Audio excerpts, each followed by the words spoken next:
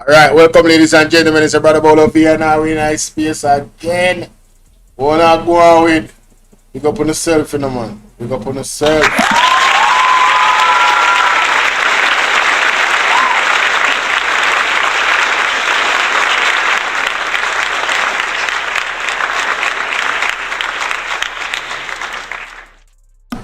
Yeah man, big up on yourself, man. It's your brother Bolo here. What is?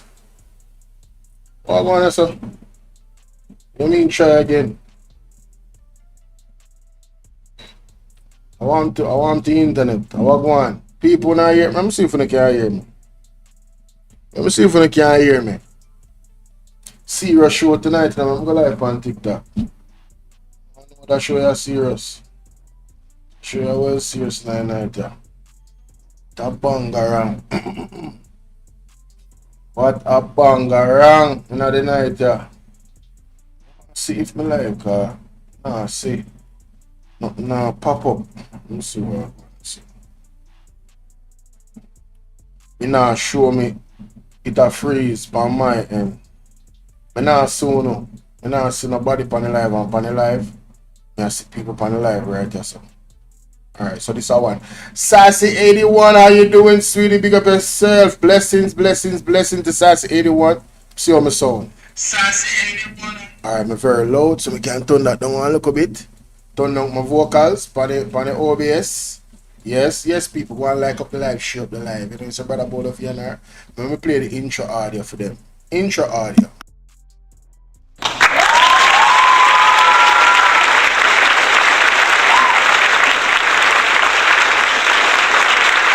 Don't ever believe that a politician is a leader. Don't ever believe that. Because the system that we have produces politicians. It doesn't produce leaders. And so you can have a politician who knows nothing about leadership and he's leading you. Politicians are concerned about the next election. That's all they're interested in. That's why they cannot be leaders. But leaders are different. Leaders are concerned about the next generation. I want you to compare those two thoughts the next time you have a politician come to your house wanting to vie for your vote. Just ask him, what is your vision for my children? I will sit and listen for 20 minutes for you to tell me what it is. He will leave your house.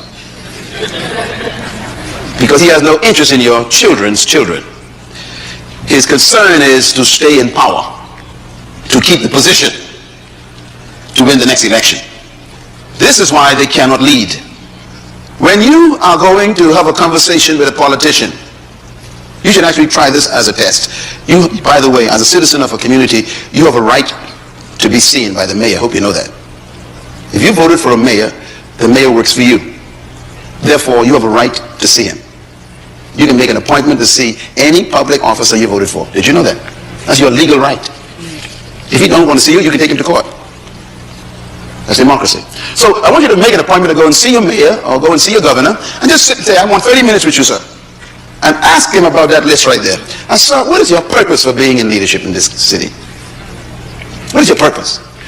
The first question will make him very nervous. Second question, what is your passion for our community? He'll be wondering what you're talking about. What are you talking about? I just want to build roads and bridges and provide jobs. No. What is your passion?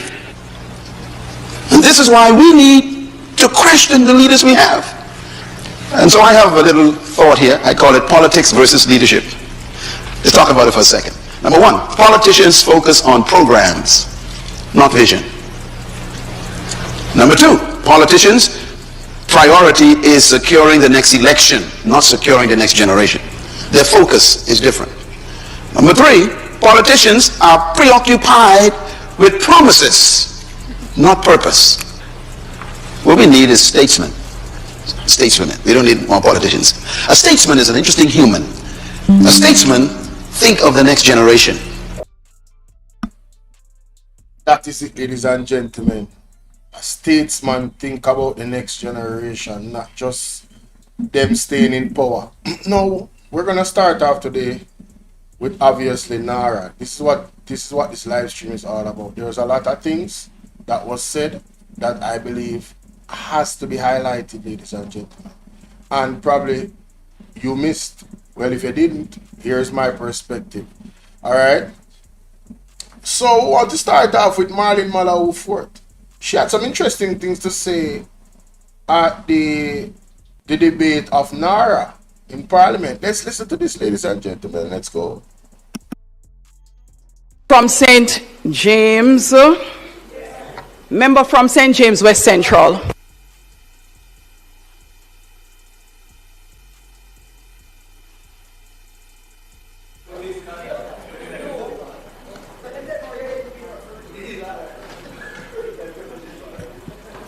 Madam Speaker. Member from St. James West Central, would you like the podium? No.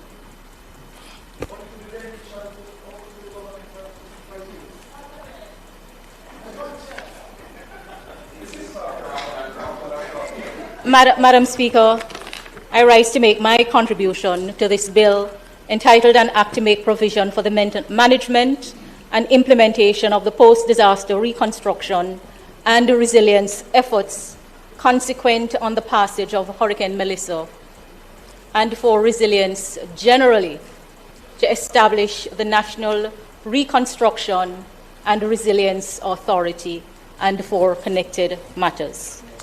The bill, when passed into law, to be cited as the National Reconstruction and Resilience Authority Act, Narra. Madam Speaker, over the years that I have been in the Parliament, my starting point in presenting on bills is usually to look at the Memorandum of Objects and Reason. And this bill seeks to establish the National Reconstruction and Resilience Authority and a statutory framework for the efficient, coordinated, and transparent management of extraordinary time-bound reconstruction and resilience efforts, to focus on building back better to withstand future climatic and geophysical events. Secondly, to create a more robust, climate-resilient infrastructure, encouraging better land use planning. Thirdly, to expedite private and public-private investment in priority sectors that address the structural economic vulnerabilities exposed by Hurricane Melissa. And fourthly, to enable growth and diversification of Jamaica's economic base. Madam Speaker, my training and experience compels me to not only look at a bill in principle, but also in detail. Because when we pass laws, we're not passing laws for the statute book, we're passing laws to be used. And constitutionally, we're passing laws for the peace, order, and good government of Jamaica. And when the laws are to be used, we have to discover the meaning or effect of words used by the Parliament. And to do so, we cannot escape analysis. It doesn't make an approach theoretical or theatrical. We really have to analyze, because the overriding aim must always be to give effect to the intention of Parliament as expressed in words used. And so the task of ascertaining the intention of Parliament, it demands an understanding that the intention of Parliament is an objective concept. It is not subjective. When we refer to the intention of Parliament, which is really to understand what it is that we're passing, this is to something that is objective and what we can reasonably impute to Parliament in respect of the language used. It is not the subjective intention of the minister or other persons who promote the legislation, nor is it the subjective intention of the draftsman or of individual members, or even a majority of individual members of either house. And so there is no escaping looking at what the words say and what we draft. Madam Speaker, this bill, as the Prime Minister has said, is the most consequential piece of legislation that is to be passed. And he invited all of us to approach the consideration of the bill seriously. And so, we can't really rush it too much, even though time is of the essence. And I have a full appreciation of what the Prime Minister is seeking to achieve. I do not believe that anyone who has spoken has taken issue with the goals that are being pursued. But the concerns are whether the bill in its form will achieve those goals.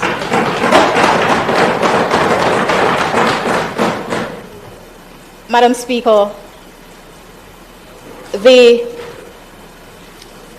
authority is to be constituted according, the clause 3 establishes the authority, and it tells us how it is to be constituted in accordance with the schedule.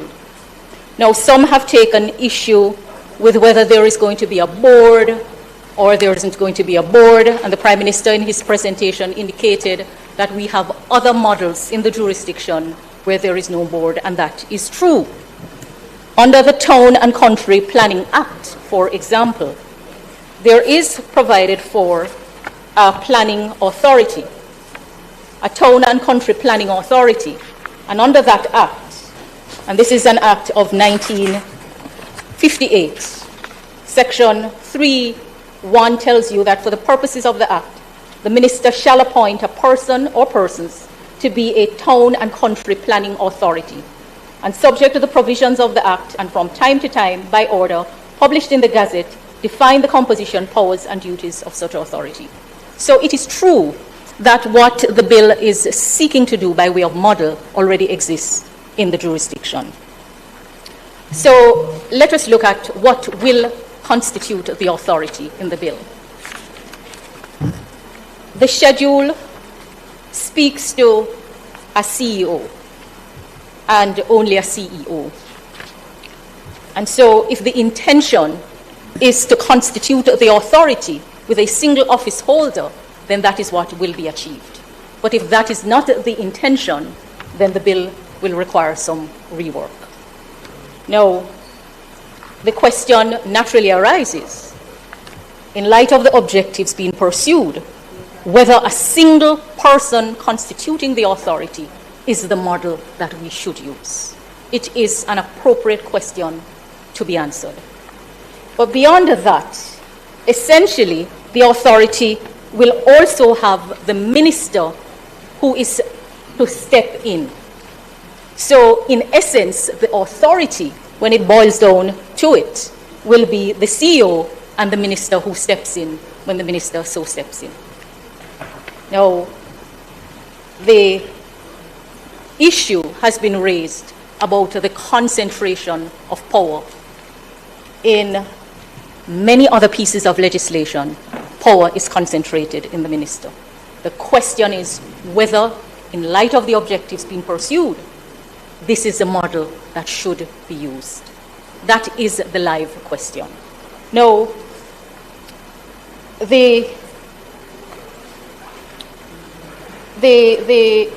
bill doesn't define which minister, a point that was made, but from all indications, it points to the Prime Minister, who has portfolio responsibility for the subject matter in this current dispensation.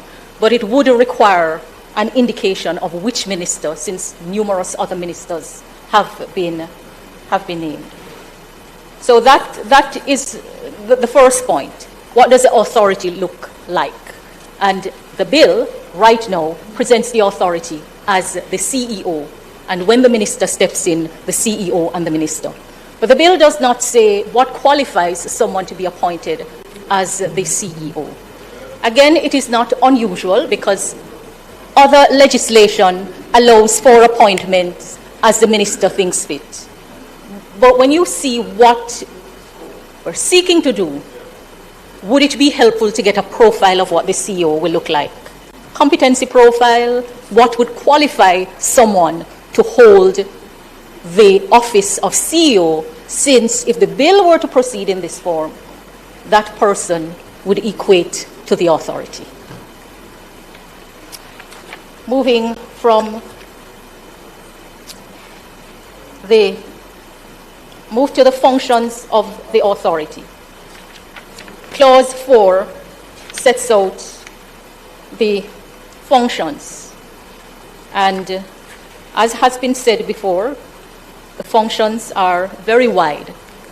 What jumps out at me as against the memorandum of objects and reason is that some of the functions may collide with each other, for want of a better expression, so that we know it is not good practice for anyone to provide oversight duties to self.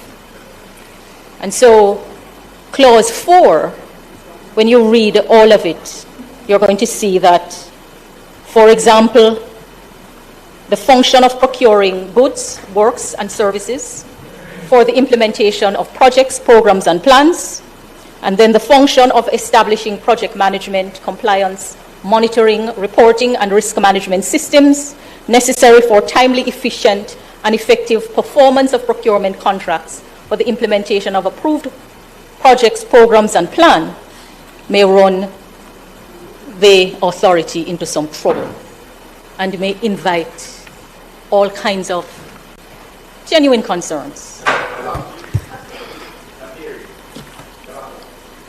Embarrassing. We need some milk. Time now being 7:20. Thank you, Madam Speaker. With the time now being 7:20. Plead the bill. Speaker. So what we find, based on how the bill is drafted, is that you can have self-oversight and you can have self-monitoring. Now, self-monitoring can take place, but I don't know that that is a kind of monitoring that you would want. It was my understanding that the authority would be monitoring other entities and someone else would be monitoring the authority without creating all of the duplications and all of the problems that we are so well aware of. Well, in the current form, the bill does not achieve that goal and would have to be reworked.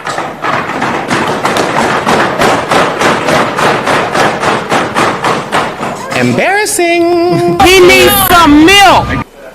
Functions are also cast very wide. And,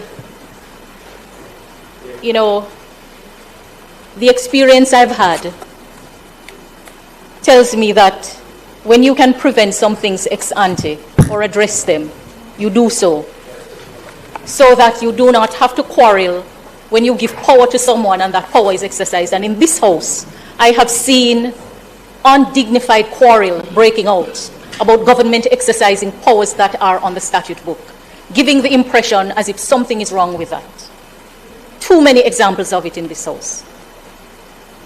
I do not subscribe to the school of thought which says that power granted shouldn't be exercised.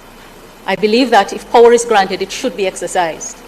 But I also subscribe to the school of thought which says it is not for a minister or an entity to determine the extent of the power that is granted under law, that the law itself must set it out and set it out clearly, so that we do not then start quarreling as to whether action taken was actually intended. So when we say that anything can be done, it literally means anything can be done. And we have to consider carefully if this is the power we want to grant. Embarrassing. We need some milk.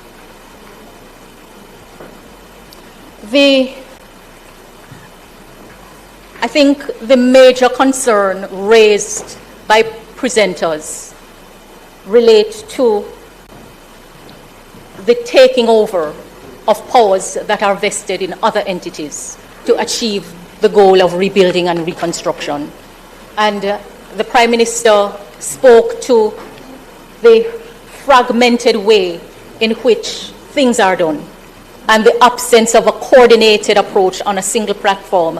And it's really unfortunate that we are there, because numerous efforts have been made to bring the entities under one umbrella. And the boards, in many pieces of our legislation, they are accountable to the ministers. And, it remains work in progress. So we can quarrel about what should or shouldn't be done. The truth is that we are at a stage where we don't have the track record of power being exercised in a way to get things done quickly. We don't have the track record of the rest of government approaching issues with the kind of urgency that we, the members of parliament, would require. And so I appreciate the ask for the step in power. Many times when I'm in my constituency and I'm reasoning with constituents, I say to them, government is not a one-man show. That the office of member of parliament or the political directorate is but a small, though powerful part of government. And a lot of what you ask of me as member of parliament is assigned to somebody else in government. And when the power is assigned to someone else, I can't exercise that power because it becomes an ultra vires exercise of power. Now, when you look on the legislation, the bill, the provisions are drafted very, very wide. Very wide. And I have no doubt that that is done to allow things to progress. But here is the danger in that approach. A lot of what the bill would authorize to be done by either the authority, which would be the CEO, because the Clause 5 tells you that the CEO shall act on behalf of the authority and be responsible for the day-to-day management of the authority. And then in more than one place, the bill tells you that notwithstanding anything to the contrary in any other law, and also that when the minister steps in,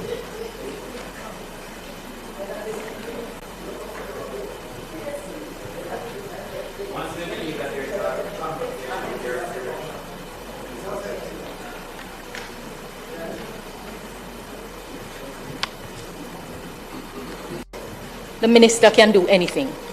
That is how wide, in effect, the minister can do anything. That is how wide it is. So, and the step in order, clause 24, which we were directed to pay close attention to, tells you that the minister can approve, subject to any term or condition, an application made or submitted to the authority by the authority to an approving entity on which the approving entity has not made a decision, and then vary, modify, or remove a term, condition, or qualification to which an approval was made subject. And a step in order shall have effect in all respects in law, as if that step in order was an approval granted by the approving entity to which the authority first made application. Embarrassing. Approving entity in clause 2 means the local authority, a local authority. And we know that under the Local Governance Act, the local authority is a municipal corporation, city municipalities, or town municipalities, or public body that exercises any statutory, regulatory, administrative, or operational function where the exercise of that function is required for the implementation, execution, or delivery of an approved construction and resilience project or a designated strategic investment project, including functions relating to physical planning and development control, building control, including the issuance of building permits and the conduct of inspections, land subdivision, land use and zoning, environmental management, natural resource conservation and environmental permits, approvals relating to water supply, sewage and drainage, roads, highways and transportation infrastructure, electricity, telecoms, and other utility service, and disaster risk management and hazard mitigation. So the stepping order to have the effect in all respects in law, as if the stepping order was an approval granted by the approving entity, will mean that the other processes that are involved will be impacted. Now, the Prime Minister said that you would not be sacrificing the accountability for speed, but in this current form, it will do that. So, for example, He needs some milk. in looking at He needs some milk. current form, the accountability for speed, you would not be sacrificed. Now, the Prime Minister said that you would not be sacrificing the accountability for speed, but in this current form, it will do that. What can go so? So, for example, in looking at the approving entity, you know, I usually speak with my constituents about bills that are before the Parliament, a habit I got into very early. And all of these functions listed here would normally be carried out by the Planning and Environmental Committee, utilizing the Town and Country Planning Act, the Building Act, and the Local Improvement Act, among others. And you would have persons like, so you would have the Council of the Local Authority, which would be all elected councillors. You have the NEPO. In the case, if I were to use the example of Montego Bay, where I did my research, you would have the Mobe Metro, JPS, Water Commission, NWC, Flow, Digicel, the City Engineer. You would have a host, the Director of Planning, the Building, the City Engineer, all of that. And in respect of the consultation, because all of these processes involve some level of consultation, and the bill is not omitting consultation, but it does not specify with whom the consultations should take place. But what we know is that where a law creates a duty to consult, or where there is a duty to consult, either because the law creates it or there is a consistent practice of consultation, the consultation has to be meaningful. And at least these criteria must be met. So the consultation has to be undertaken when the proposal is at a formative stage, the proposal to do whatever is to be done. Sufficient reasons must be given for the proposal to enable an informed response to be provided. Adequate time must be allowed for the response to the proposal. And then the product of the consultation must be conscientiously taken into account when the ultimate decision is being made.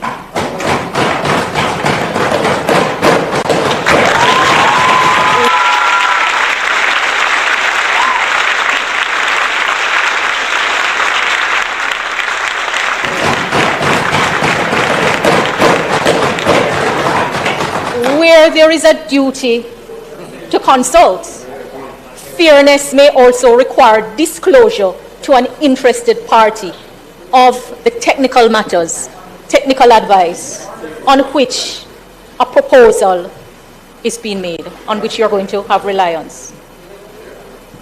So the bill would need some reworking in order to achieve. Don't clap. Before you clap, the member and the minister have already said that time would be allowed to take into account all of the proposals. Marlene Malahoo, Miss Marlene Malahoo-Forte, you can't defend Andrew. Though you can't defend Andrew. You came today and you're speaking the truth. And we are going to clap because finally a labor right on that side is telling the truth. We don't hear it regularly, so we have to clap. Calvin, my brother, big up yourself, one of my day ones. Respect. We have to tell the truth. We have to clap. This is like an eclipse. How many times does an eclipse come? Like every 25 years or 50 years or something like that? It's very rare that we see an eclipse. This is an eclipse moment.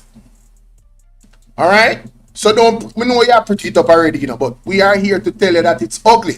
And make the people them know say this ugly. That somebody on that side they can look upon the Prime Minister and say, bro, these are some gaps right here, fam.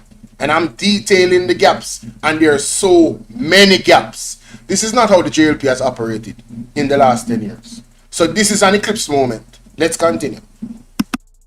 Proposals, and you look at what amendments have to be made. To take into account, I've already said that time would be allowed to take into account all of the proposals, and you look at what amendments have to be made.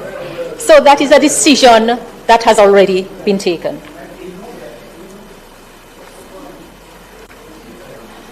So, next point I wish to address. Clause 13. The bill uses what we collectively call statutory instruments, delegated legislation. So the bill is asking Parliament to grant very wide powers to the authority being the CEO and then the minister who steps in. Very, very wide. And then it is also asking that we delegate to the authority and the minister the power to also make laws. And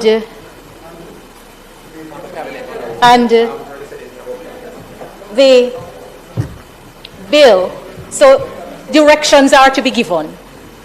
Generally, directions do not take on the character of law. But the way that it is drafted in this bill, there is no doubt that those directions amount to law at a lower level. So the bill provides that a contravention of any direction, can go so do not take on the character of law. But the way that it is drafted in this bill, there is no doubt that those directions amount to law at a lower level. So the bill provides that a contravention of any direction under clause 13 shall not invalidate any transaction. That is at clause 13, so clause 4. The nature of the direction includes ensuring that approved reconstruction and resilience projects and designated strategic investment projects are implemented in accordance with the terms of the cabinet approval and public interest. But the way it is drafted, it begs the question as to what will happen if the contravention is so unreasonable that the minister or the authority could not be taken to have authorized it.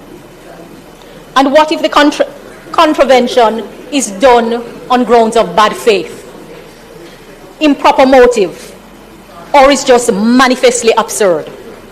And what if private interest trumps the public interest? Now, it is true that not every contravention trumps the public interest. And what if private interest trumps the public interest? Now, it is true that not every contravention will vitiate an action.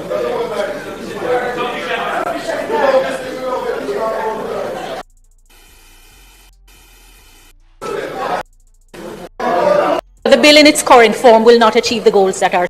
Madam Speaker, the bill in its current form will not achieve the goals that are set. Thank you, member.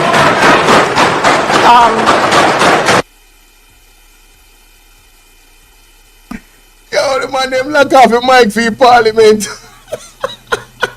Them vex. Them vex. Them vex Jamaica. No, Marlene Malahoo-Forte just deleted the Narra bill. Say no to the Narra bill in its current form. This is similar to when they tried to put the NITs forward. There was so much things wrong with the NITs, you could actually take them to court for it. If this law is passed in its current form, it is going to lead. We are basically trusting the CEO and the minister to manage all of those funds in whatever way they want to manage it. Oh, by the way, there's even a part of it that Colin Bell was saying suggests that, yo, if anything happen, the CEO cannot be taken in front of the court for nothing. Basically, it's like not having an impeachment clause. Listen, big up Marlene Malahoo-Forte for telling the truth. Although she wanna try to rub in the salt very, very lightly in the wound. But after what the PMP came and did, for her to come and validate every concern that they had, bruh, this is embarrassing for Andrew Holness. Very, very embarrassing for the entire. You understand? Pick up yourself. Thank you for the gift, bro. For the entire, it's embarrassing for the entire government. For them to try to put a bill in front of the parliament of this magnitude that is supposed to deal with the post-hurricane rebuild of Jamaica, and it has this many flaws in it. And we're gonna get into more now. But I had to start with Marlene Malahoo-Forte because she's a part of the government. She's actually a part of the government, and she's the one saying this. You cannot make this up. You see me? You can't make this up. So let me know what y'all think about that, man. What you say, is that a comment?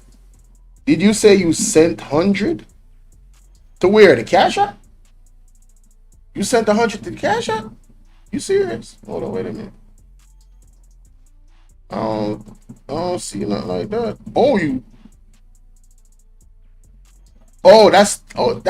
That's wait, hold on, that's 10. You said 100 or 10.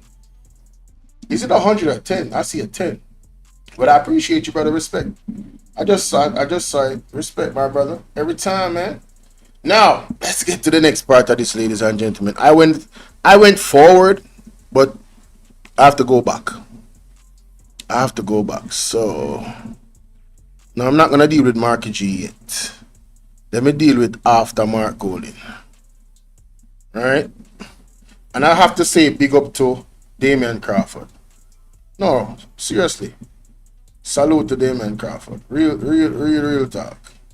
Because what her name is, the Speaker of the House, the Prime Minister's wife, was doing the most today. She was doing the most. Andrew Holness bill was getting, after 6 months of consideration, like, this is the best that they came up with. What's going on, Angela? Bless up yourself. Good night. Good night. Let me see. Yeah, here we go. This is, so now we're gonna move to Damion Crawford, ladies and gentlemen. And the teacher came and he just spanked up the entire Jamaica Labour Party. Real talk. Let's get it.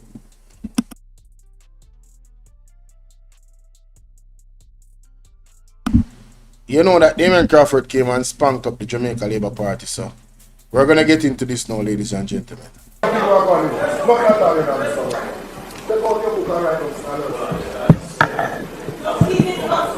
Hey y'all, please remember to hit the like button. I know y'all come in sometimes and y'all forget, but the main thing, man, y'all gotta hit the like button, man, and share the live stream. Come on now, stop playing. Support. The like button is free,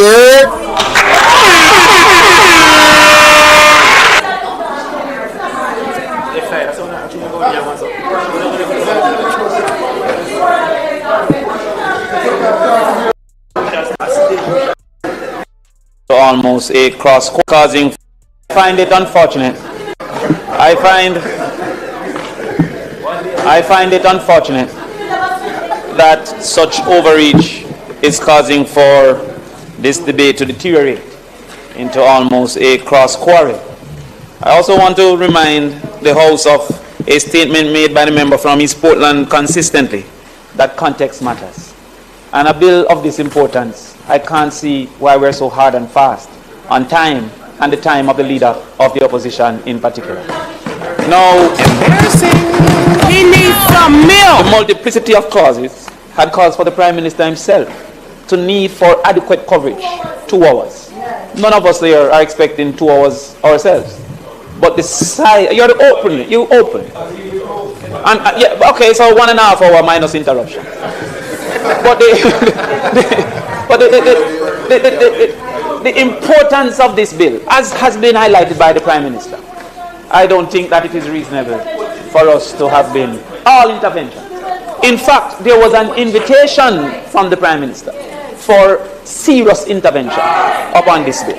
And so I find that, and I will begin in short order, but there's a problem with Parliament if the Speaker dominates the Parliament. And that is what we are having. The Speaker gets more time than the speakers. But let us start. Madam Speaker. No, you know, honestly, that needed to be said.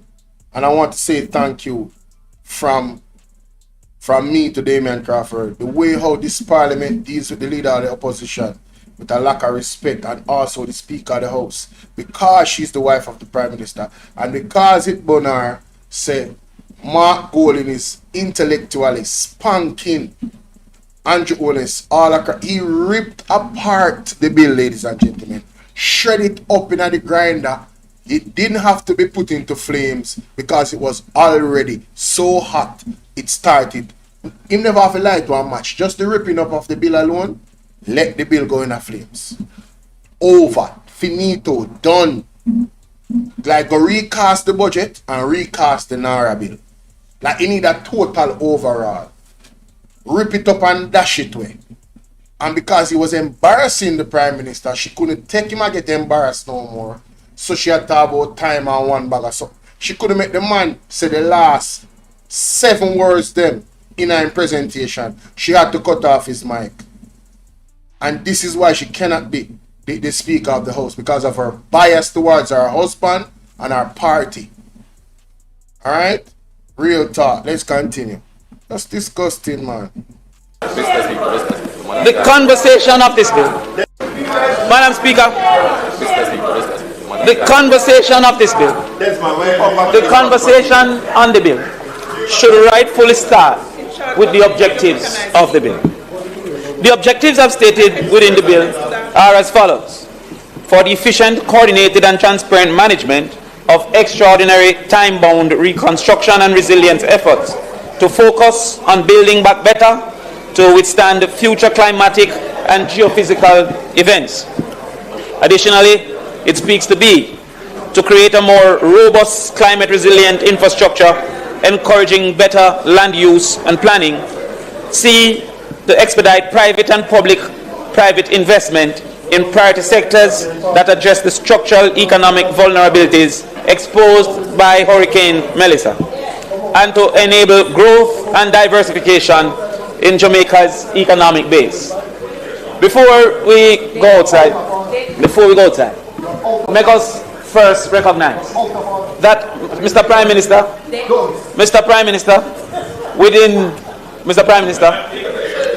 I want you to listen in particular, because I was a little bit surprised that within what the mandate was stated, that to enable growth and diversification of Jamaican economic base was found to be necessary in this particular bill under the Narra. However, the realities of Melissa are strong enough to support the bill. And because it is strong enough to support this bill, it is why I felt that it was unnecessary for exaggerations in some of our claims and conversations. Some of those exaggerations would include what is often repeated, that this was 4 times what was Hurricane Gilbert. And if we do not consider the reality of inflation and just the simple numbers, maybe we can come to that conclusion.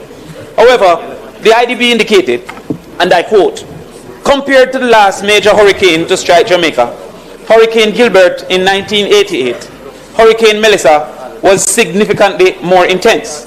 Yet, while Gilbert, a Category 3 storm, caused damage estimated at 65% of GDP, Hurricane Melissa is estimated to have caused 12.2 billion or 56.7% of GDP. So without the grandstanding, Melissa is sufficient to stand on its own. And therefore, I became cautious when I read within the bill 4 times that of Hurricane Gilbert. Not very necessary. Now, Jamaica, let me break it down for you. Andrew Holness just lie. Andrew Holness exaggerated the effects of Hurricane Melissa. And the man is saying, listen, understand what inflation is and understand numbers. It is not accurate for you to say it is 4 times. Right? It's not, bro. Because the percentage of damage was greater in Gilbert. The percentage of damage here is less than Gilbert. So how is it 4 times? And if you look at inflation and the value of the dollar, and what a dollar was then and what a dollar is now, you can't come up with that claim. I know it's pretty scientific, but in my one brain box, Andrew is not so much. Let's continue. So what we have to go therefore is, what are the malice that we're seeking to solve? And your speech captured a few of the malice that we are seeking to solve. The mischief that we are seeking to solve. One of those mischief that was identified would have been that of speed. And one of those mischief that we were seeking to identify, yes, would have been that of speed. That there was quite a few realities of institutions that were too segmented, weren't working together, and that they did not qualify for the spectrum of work that was needed and the money that was needed to be spent. However, as has been highlighted by the minister, the leader of opposition, was that some of the chief entities of bottleneck would not have been included under this bill. So when you look at the reality that it indicates, that it does not include agencies like the NEPAs and the customs and the NAA. Those are some of the major contributors of bottleneck. And so therefore, how is it then that this bill would not have included those? While at the same time, had they been included, there would have been cause for caution as well. Because how could this entity be seeking to direct, for example, a NEPA in how NEPA should function and how it should go about its business? Indeed, Mr. Prime Minister, when we look at some of the clauses, it is reason for concern. Clause 4, for example, indicate that they can consolidate and prioritize projects. Now, I don't think that that would be the mandate of Narra. I believe Cabinet should rightfully prioritize projects. That the current bill, as is stated, the Cabinet tell which projects, but the prioritization is in the arms of Narra. I believe that that is misplaced prioritization, because the general conversation among all the ministers and people who have to face the people in 5 years, I believe that that should have been the authority of the Cabinet more so than for prioritization, as in section 4A should have been for Narra to execute. Additionally, sorry? Yeah.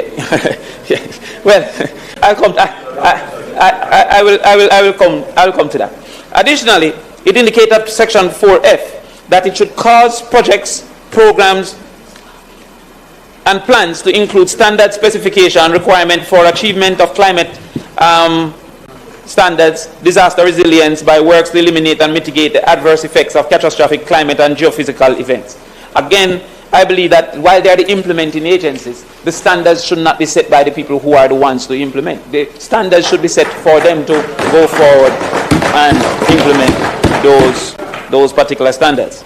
Now, when we look at the bill indicates that there should be a central coordinating agency, and this central coordinating agency would be Narra. And some examples were given of other similar types of agencies across the world. Now, when you look, for example, at those agencies, the intent of the bill was not found in many of those agencies. For example, there are documentaries made about how poor FEMA handled the realities that was out in Katrina. There are documentaries made about that. In your own presentation, you indicated that Peru gave up on their Narra and actually implemented a second system that had a British... Yes, and they gave up on their Narra.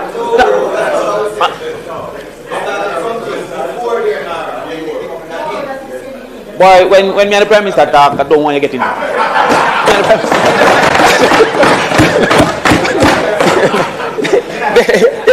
They had, as analysis, the Prime Minister in his presentation indicated that politics intervened, and by extension they had to wheel and come again. And then they had a second run, a bite at the cherry, and that bite at the cherry included partnership with Britain. And in that partnership with Britain, they were able to become more effective. And even though they maintained the central authority failed without the British intervention, where that partnership came between them and Britain. But we can have that debate because we don't want to finish our time. However, when it came to the bottleneck, there were some concerns within the central agency and the authority to the central agency. One of it is that they can direct and instruct and give timelines to the agencies. Now, Minister, I have some concerns about that.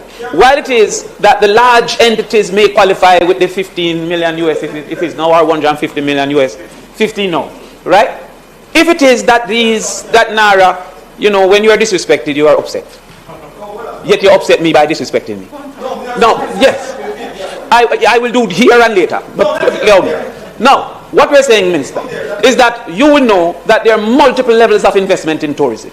If it is that the 15 million can be prioritized by instruction to Narra without additional labor or labor force within these entities, then they would have to now reverse those that would have been more than likely in line by time so that they can prioritize that in which Narra has given them a duty for. Within this bill or within the conversations, I heard no conversation of a Narra appointed or a person with the duty for Narra activities within these agencies. So therefore the agency with its similar workforce would then have to prioritize Narra and by extension deprioritize others that would have been in close proximity to being dealt with. And to that extent there becomes a problem within that space and that reality. Additionally, it says that the Narra can carry out or secure the laying out of development areas. I thought that was above Narra's capacity. That they can carry out or secure the laying out of development areas. I believe that the entities that Narra shouldn't be able to do that. Additionally, it says lay out, construct, rehabilitate roads and buildings and carry out such other building and engineering operations as may appear to it to be necessary or desirable in, on, over, under land within any area.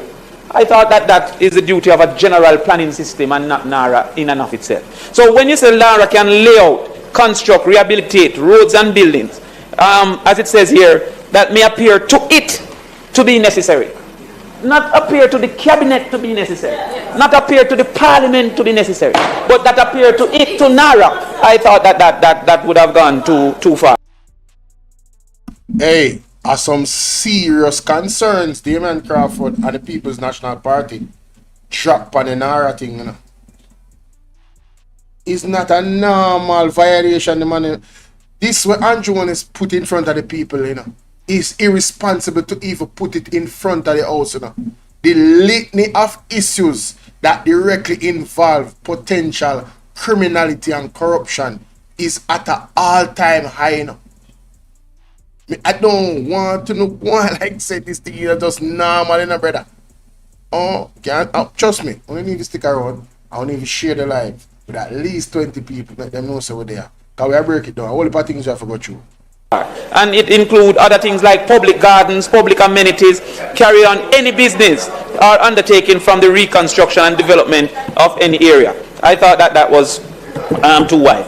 Then it says in F, engage in any other activity designed to promote the development of any area. Any activity in any area. That I believe, I think that Narra is subverting cabinet's duty to the people. And to that extent, I was confused by that. I also found that the authority shall utilize by that. In cabinet's duty to the people. And to that extent, I was confused by that. I also found that the authority shall, if lawful and practicable, utilize existing capacity, resources, facilities, and systems in government, which may be appropriate, co-opted, etc., were in some cases excessive. Now, Again, I wouldn't repeat the leader, but he indicated that subject to subsection 5, the chief executive officer shall be employed as such remuneration, etc., and had duties that I feel should have been rightfully designated to a board. Now, I wanted to understand what is the negative of the concept of JAMRAC being the board, because JAMRAC's concept was these people would have been included.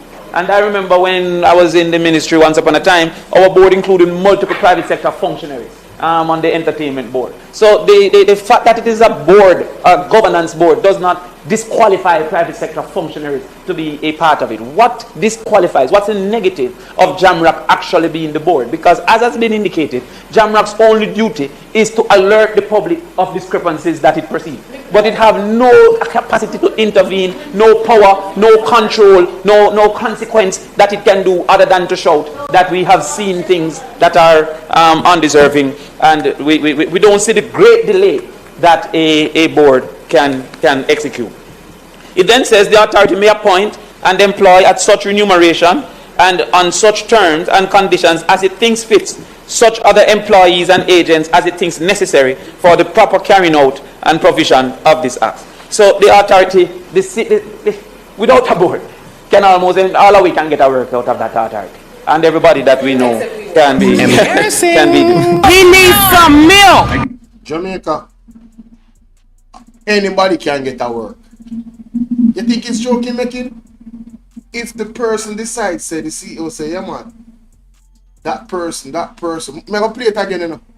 Anybody can get a work. Friend and company, party shop business Narra is in its present state.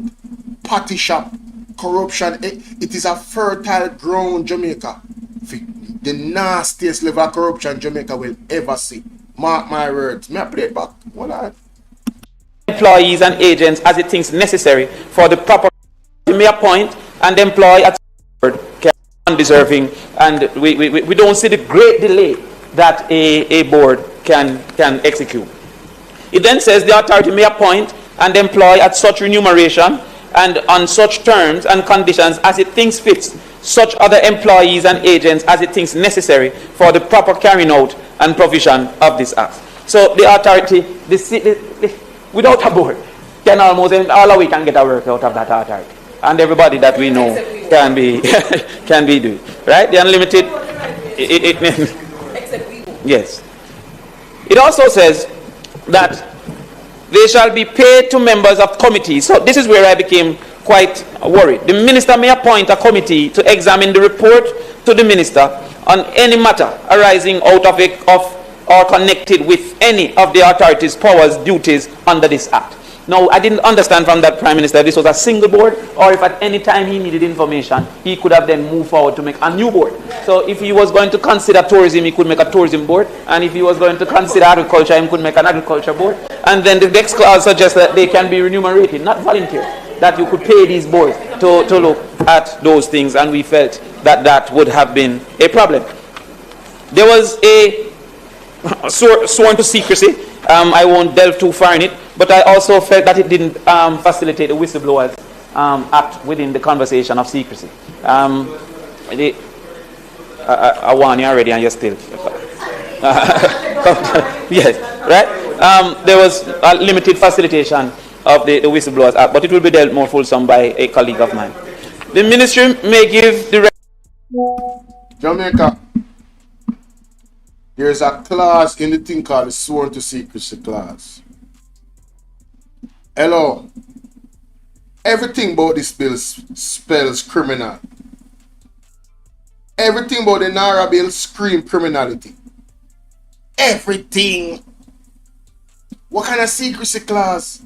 No whistleblower can't come and say, you know, say them rob up the money. Where the accountability there? And it get worse, Jamaica. Let's continue. Or authority. In this case, it says that the minister, in the interest of effective performance by the authority of its function. So it became confusing because it almost was giving the Narra freedom to act until you reach section 13, where it took away that freedom and said, first of all, Narra should implement nothing until it's approved by cabinet, but the minister can intervene and tell Narra nothing about do what he decided to do at any given time. In fact, it says that the minister that the authority shall act in compliance with any direction given under subsection 1. And subsection 1 says the minister may give direction to the authority. So therefore, anything that the minister tells the authority to do, the authority should then act in that way. And we believe that that is a little bit confusing, because on one standard, the authority could do as it saw fit, and on the other standard, it was actually going to give that permission. Within it, it indicates that the entity could be instructed almost by Narra to actually carry out a duty. And if that duty wasn't carried out, Mr. Speaker, then they could send up that authority up to the minister and ask for the minister to grant that approval to the entity. So to that extent, it indicates here that the minister could then step in at any time. Now, before we move to the minister's ability to step in, we also found that the projects under Narra seemed extremely wide. Now, for example, the hospitals that were mashed up, I didn't hear them in this, but I presume they would be in it. But then how would the Victoria Jubilee, the KPH, be under Narra? Now, if it is that we say that the procurement is a problem and we want to change procurement, then we'd have to. Narra is now doing everything that they want to do. Now, because of the lobby efforts of the minister from West Kingston, I could say, well, maybe this is resilience, because if there was high emergency, we could need a hospital like that. But how then the parliament fit into Narra? Under what resilience or reconstruction could the new parliament be a Narra project? That seems to be an overextension of what Narra should do and should be doing. And I think that is the reason why there was no sunset date for Narra. Because while it was indicated that Narra should last for 5 years, for some reason within this bill we could find no date for Narra to end. So any project over time that you want to put in, you can claim that this should go under Narra. And I believe that that is a problem moving forward. Jamaica, this is what you call vagueness, lack of transparency. There's no, you see, this is what they do, you know. This government don't like to commit to anything, you know. They don't. This is why Andrew Holness, on one hand, burned out the extraction. He was the one that said it was pretty much criminal to extract the money from the NHT. He said it was like criminal. It was like you robbing the bank. And then when him going to power, he's been robbing the bank. And he plans to rob the bank up until the next 5 years from now, and we don't expect him to stop. This is what they do. So PMP said, we're going to temporarily extract the money from NHT. They didn't really want to do it, but they were backed up in a corner because of what the JLP did in the previous administration, and we were on an economic meltdown. That's facts. You can go to the IMF page and look at the lending case study for Jamaica, and you will see all that information if you are somebody that's going to read and not talk loud, because what I just said is facts. So pretty much that's what they did, and that's what they keep doing. PMP commits when the time was end when the bill was end at the end of the temporary extraction of NHT. JLP continued to extract the money, and they've been doing it and they haven't stopped. Right? So the purposes of the temporary, they have made it no permanent. This is a government that when they give them an inch, they take a gazillion miles. So can you imagine Narra in its present state with all its concern, what they will do? Oh my God, listen, Jamaica mash up. It would be overdone. We already did the precipitate. You would have just get pushed over, and then lava would have start pour. And lava basically would have not die for that. Ashes to ashes, dust to dust. Country mash up. Telling you, no local joke. Let's continue. Time that you want to put in, you can claim that this should go under Narra, and I believe that that is a problem moving forward. It indicated that they could give directives. An approving entity shall cause an application for approval or other input to be dealt with in compliance with the terms of any directive issued by the authority. So what it is saying is that if it is that there is an approving entity and the authority gives it an instruction, then that had a duty to carry out the authority's instruction. And if they didn't carry out the instruction, then the authority could complain to the minister. But the authority, before complaining to the minister, would then have to get a private entity to review what the government entity was already reviewing, so as to take the private entity's opinion to the minister.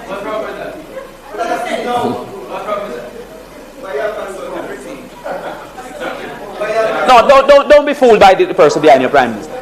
He has indicated that if an entity is in disagreement with the authority should seek to validate its disagreement by employing.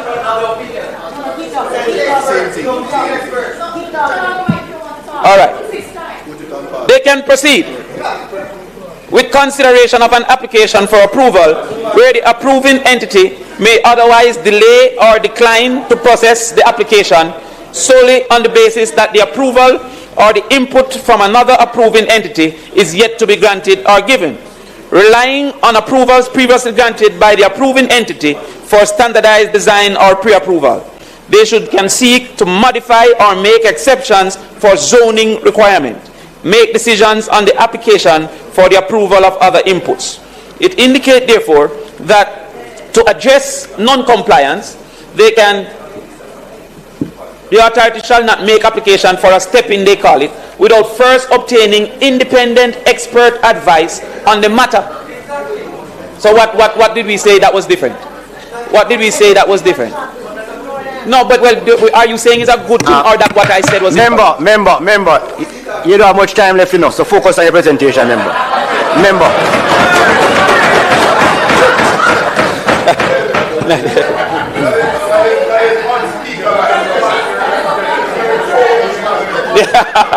So, Mr. Speaker, as was indicated, and I'm proud of you, you're asking it well. As was indicated, the authority shall not make an application for a stepping without A, first obtaining independent expert advice on the matter. Now, one can easily see the cost that will incur moving forward, right? Now, I guess money is of no moment.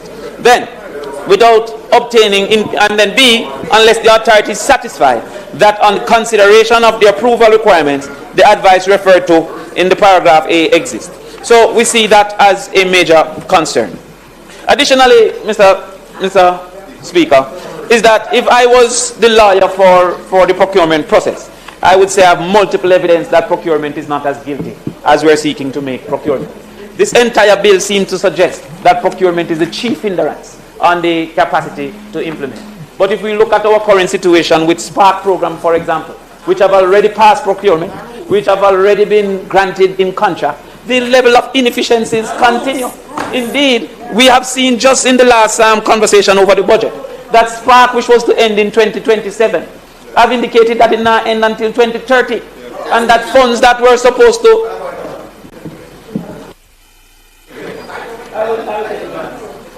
Yeah, but turn off the mic. Thank you very much, Mr. Speaker. Thank you very much, Mr. Speaker. The member speaking is misleading the House. Spark, based on all documents submitted to the House, is a contract-bound program that ends in the next financial year, not 2030, and he needs to provide evidence to say that Spark is ending in 2030.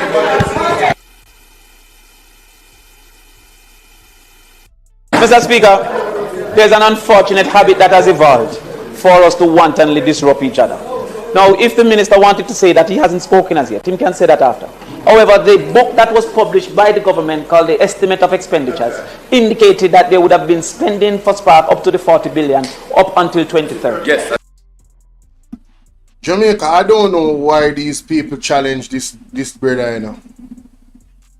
He is a what do you call it now? A statistical junkie.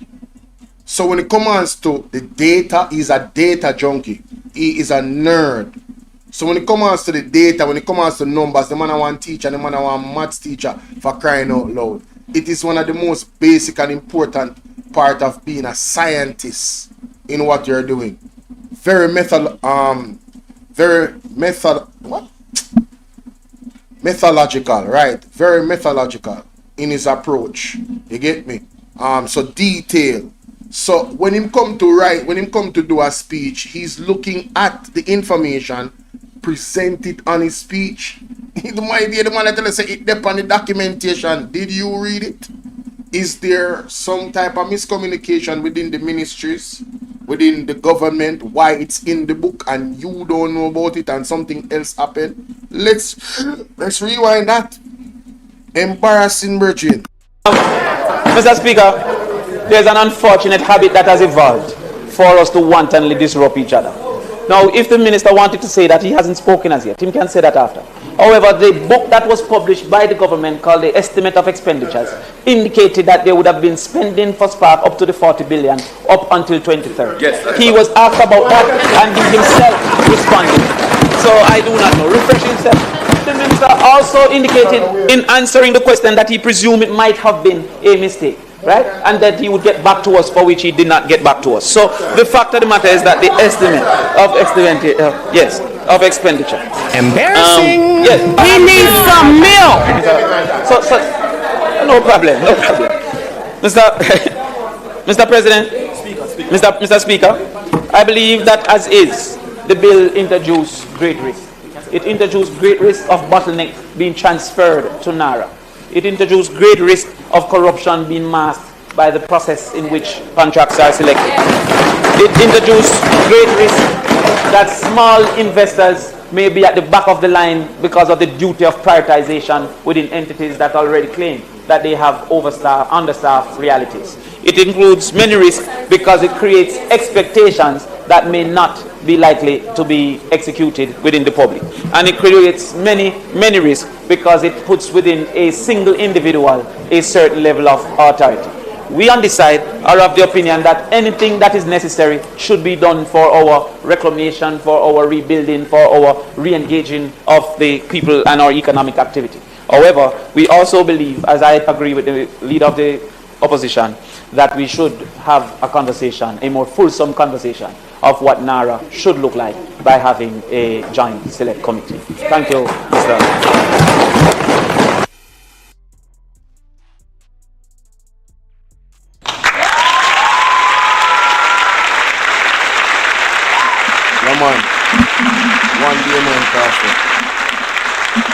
One Damion Crawford. Understand?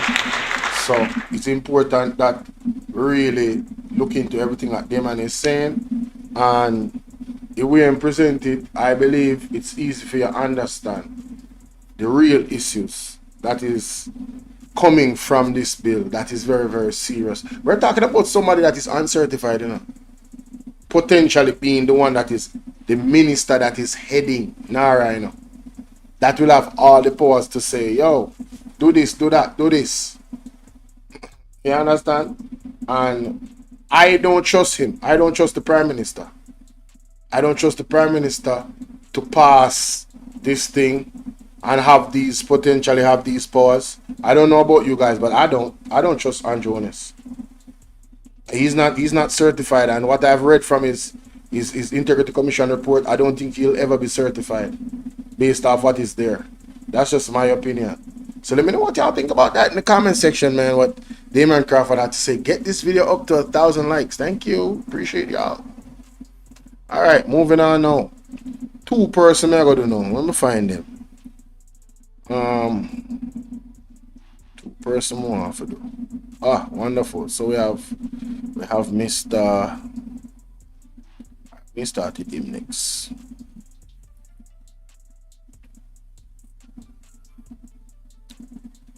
Alright, so in this one, ladies and gentlemen, Peter Bunting made it brief but powerful in terms of what potentially this bill could cause, all the harm that it could cause, ladies and gentlemen.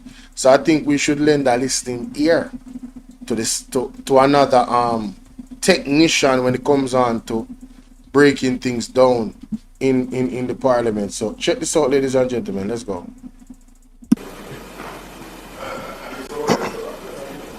I had not originally intended to contribute to the debate because I was confident that the leader of the opposition would have covered the points.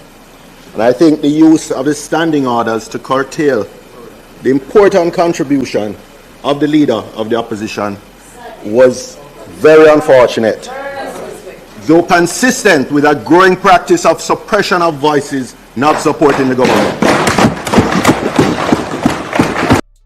Hey, let me tell you something. Let me play that back, because I think that went over some people's heads. One more time. Mr. Bunting is on point. Check it out, ladies and gentlemen. I had not originally intended to contribute to the debate because I was confident that the leader of the opposition would have covered the points. And I think the use of the standing orders to curtail the important contribution of the leader of the opposition was very unfortunate, though consistent with a growing practice of suppression of voices not supporting the government.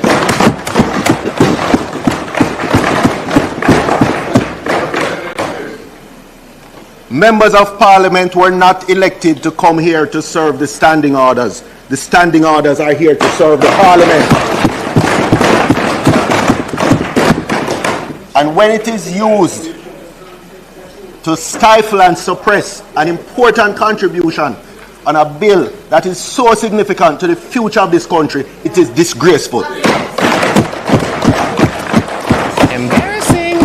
He needs some milk. So we can begin by acknowledging the scale of the crisis.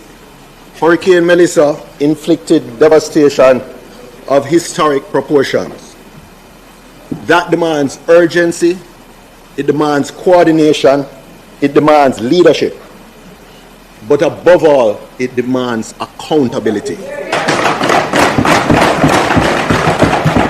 And that, Mr. Speaker, is precisely what this bill fails to provide. It is a blank check without guardrails. This legislation creates an authority with sweeping powers over billions of dollars in reconstruction expenditure, yet strips away the very safeguards. He needs some milk. What this bill demands accountability.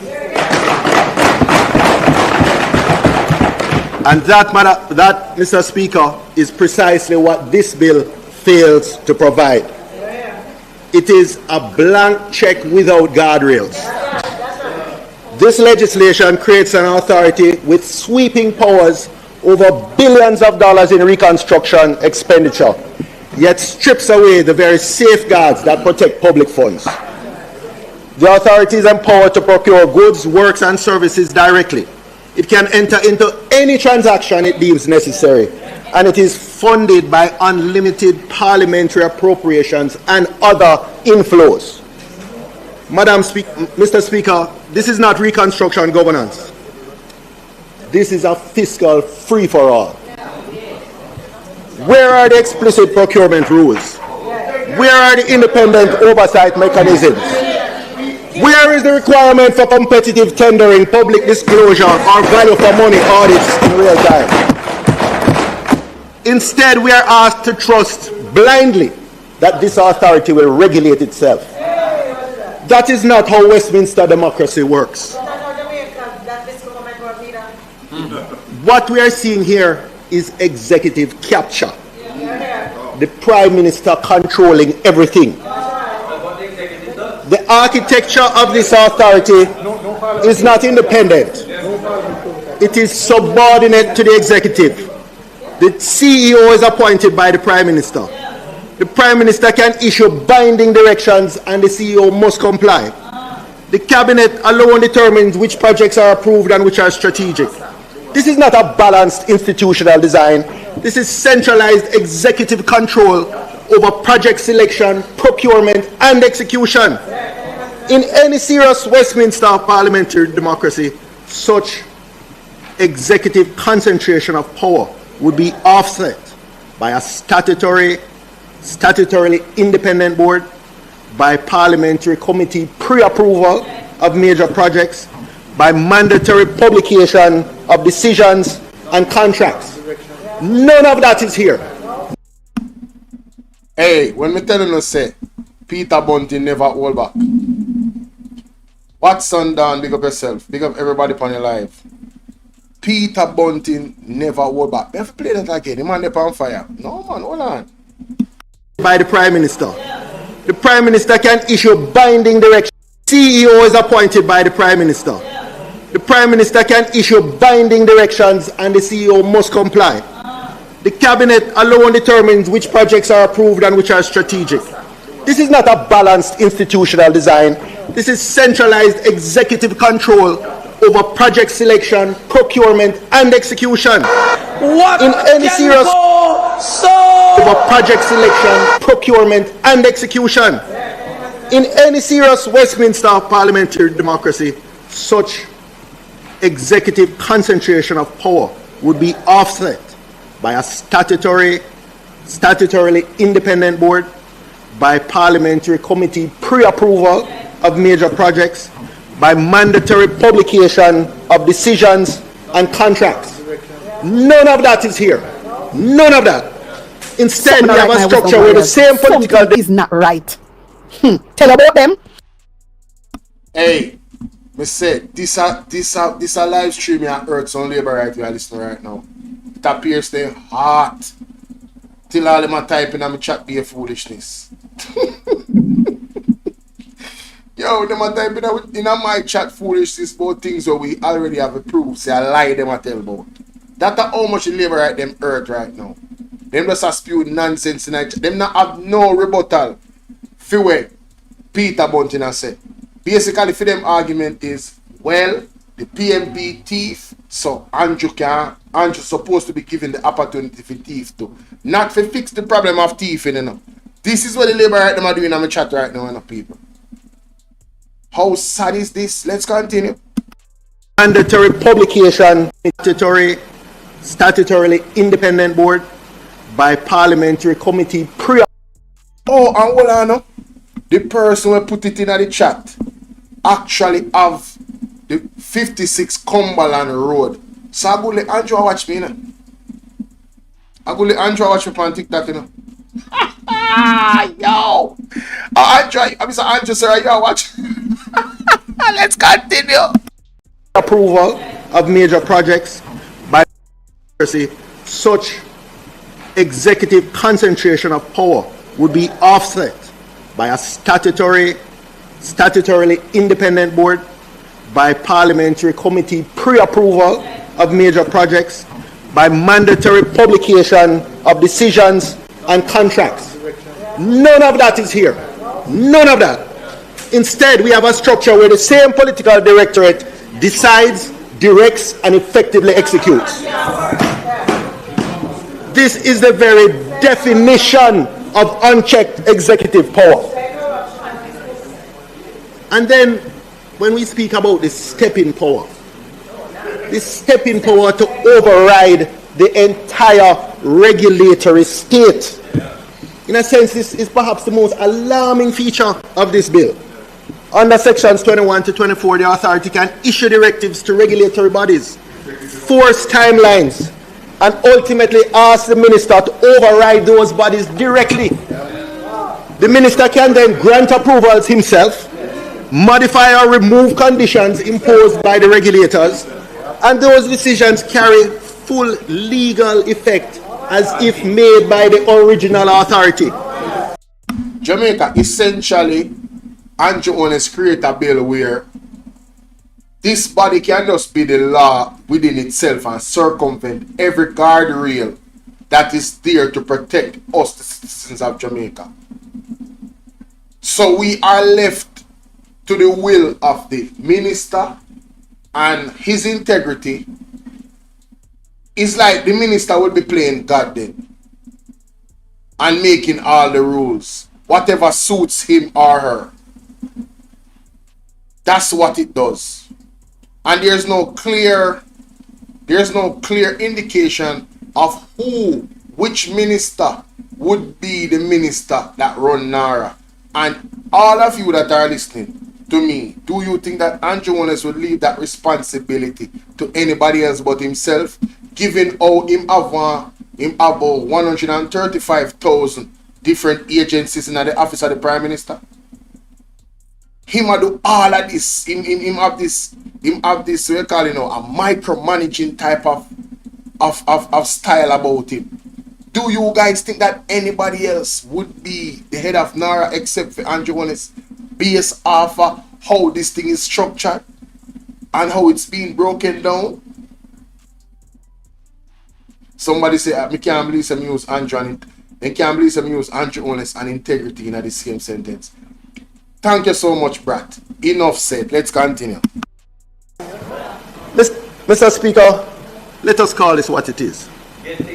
This is the executive branch arrogating to itself the powers of every regulatory authority in Jamaica. Planning, environmental, utilities and more.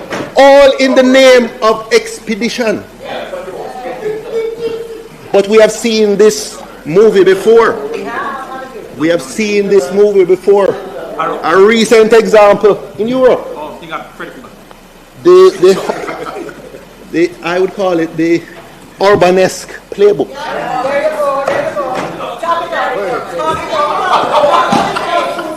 This model bears an uncomfortable resemblance to what we have seen in Hungary. Emergency powers were used to centralize procurement authority. Regulatory checks were bypassed in the name of speed. Public contracts were channeled through politically controlled entities. Oversight institutions were weakened or sidelined.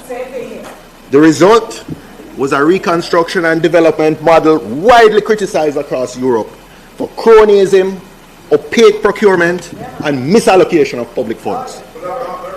We must ask ourselves, are we building for resilience or are we building a Jamaican version of that same model? I want to turn to what I might call the perfect conditions for abuse.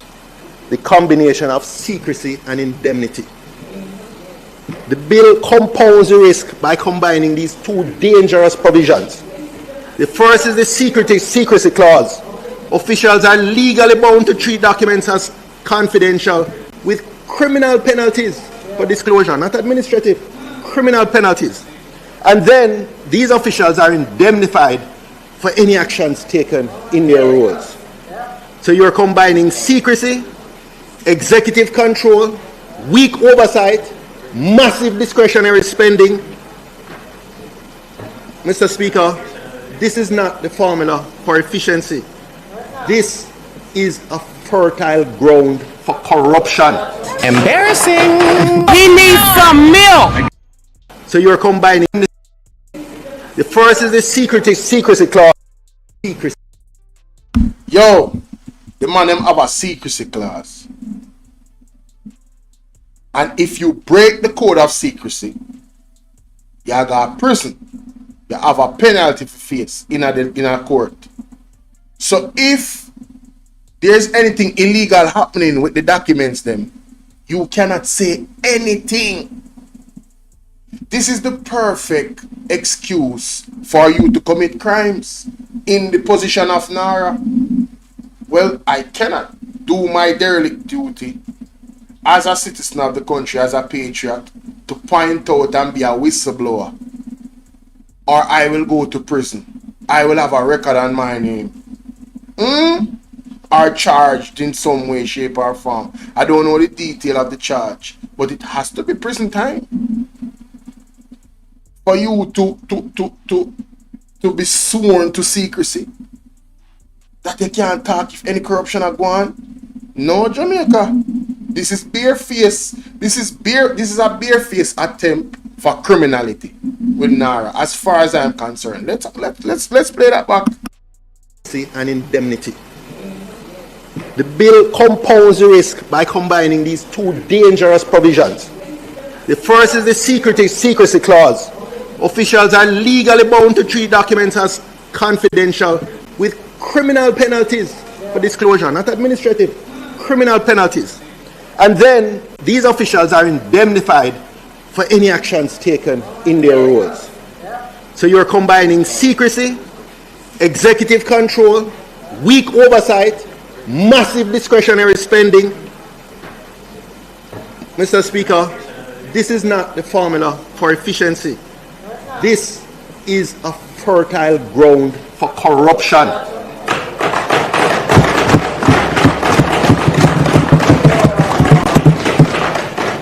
And they can talk about accountability to Parliament. Yes, the bill provides for annual reports, audited accounts, tabling in Parliament. But let us be honest, this is after the fact accountability.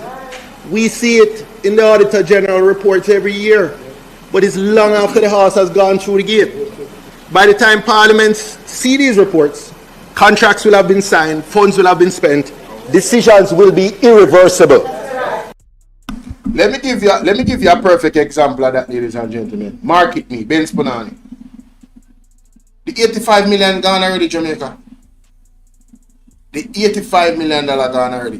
What we would need is to have a surcharge, but how far is that going to go and how long is it going to take? So we need preventative problems of things like that happening, where a minister of government can say, listen, my special friend that I have, which now look like him woman, because I see them all over the internet, lovey-dovey. So Ben Spunani and him look like it official long time and I just want to hide it. That's how I take it. I could be wrong, but I don't think I am. Anyway, so him special friend get all of these contracts over the years. And then the Auditor General can tell you about it, but it has gone through the gate already. Where is the real-time oversight and protection of our tax dollars? You know, we need that $85 million there right now for so many things. I know a bunch of people in the West that need that $85 million right now. Our tax dollars that we contribute to. So talk to me nice. The man is absolutely right. Let's continue. Has gone through the gate. By the time Parliaments see these reports, contracts will have been signed, funds will have been spent, decisions will be irreversible. Accountability is not just retrospective, it is contemporaneous and preventive. The irony is that in the memorandum it speaks of transparent management. Yet procurement is not transparently structured. Decisions are not subject to real-time disclosure. Oversight is not independent. Confidentiality is criminally enforced. Mr. Speaker, this is not transparency. This is opacity dressed up in legislative language. Mr. Speaker, in conclusion,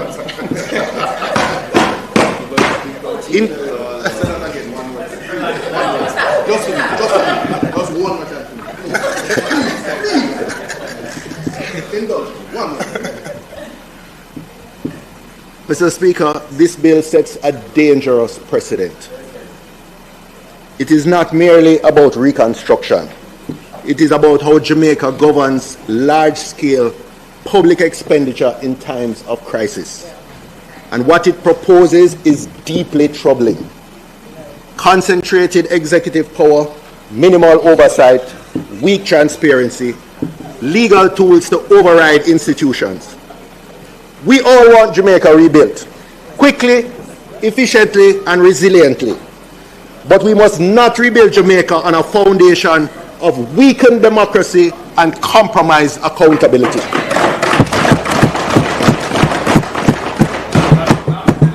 Because if we do so, Mr. Speaker, we may rebuild the roads, we may rebuild the bridges, but we will have undermined the very institutions that hold this country together. I therefore urge this House to reject this bill in its current form or to amend it fundamentally to restore transparency, accountability, and proper Westminster-style governance. Thank you.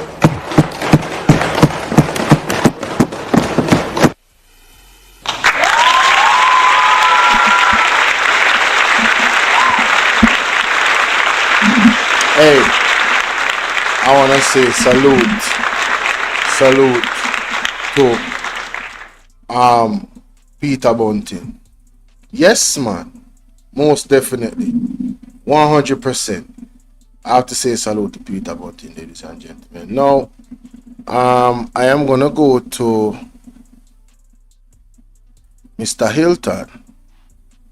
Mr. Hilton had a contribution that was important. which I will add to this contribution of Peter Bunting. His was short, so it can go together, honestly. Yeah. And he had a African quote at the beginning that I thought was dope. So let's get into it. Madam Speaker, what in the nature of the disaster that we're faced with, in the nature of Speaker, Madam Speaker, there is an African saying that if you want to go quickly, go alone. If you want to go long, far, or in this case sustainably, go together. Now, Madam Speaker, what in the nature of the disaster that we're faced with and the response that is required, a balance must be struck. The question for this House and ultimately the people of Jamaica is, has this balance been struck within this legislation that is before us? There are clear gaps and concerns. Speakers before me have raised a number of those issues, a number of those concerns. I am going to focus my brief intervention on the same clause 18 and 19 that was just spoken about, and for which the speaker before me see an anchor and see the solution. But as someone asked, will the anchor hold?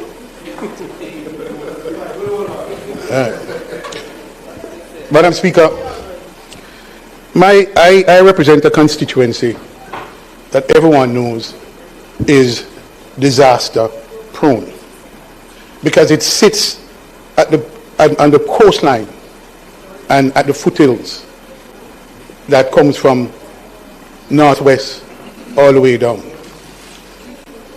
And I have communities that once the clouds get dark, I start to fret.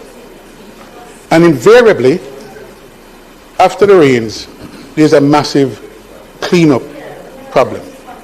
I have communities like New Haven, Seaview Gardens, Riverton, and other areas that are affected from time to time.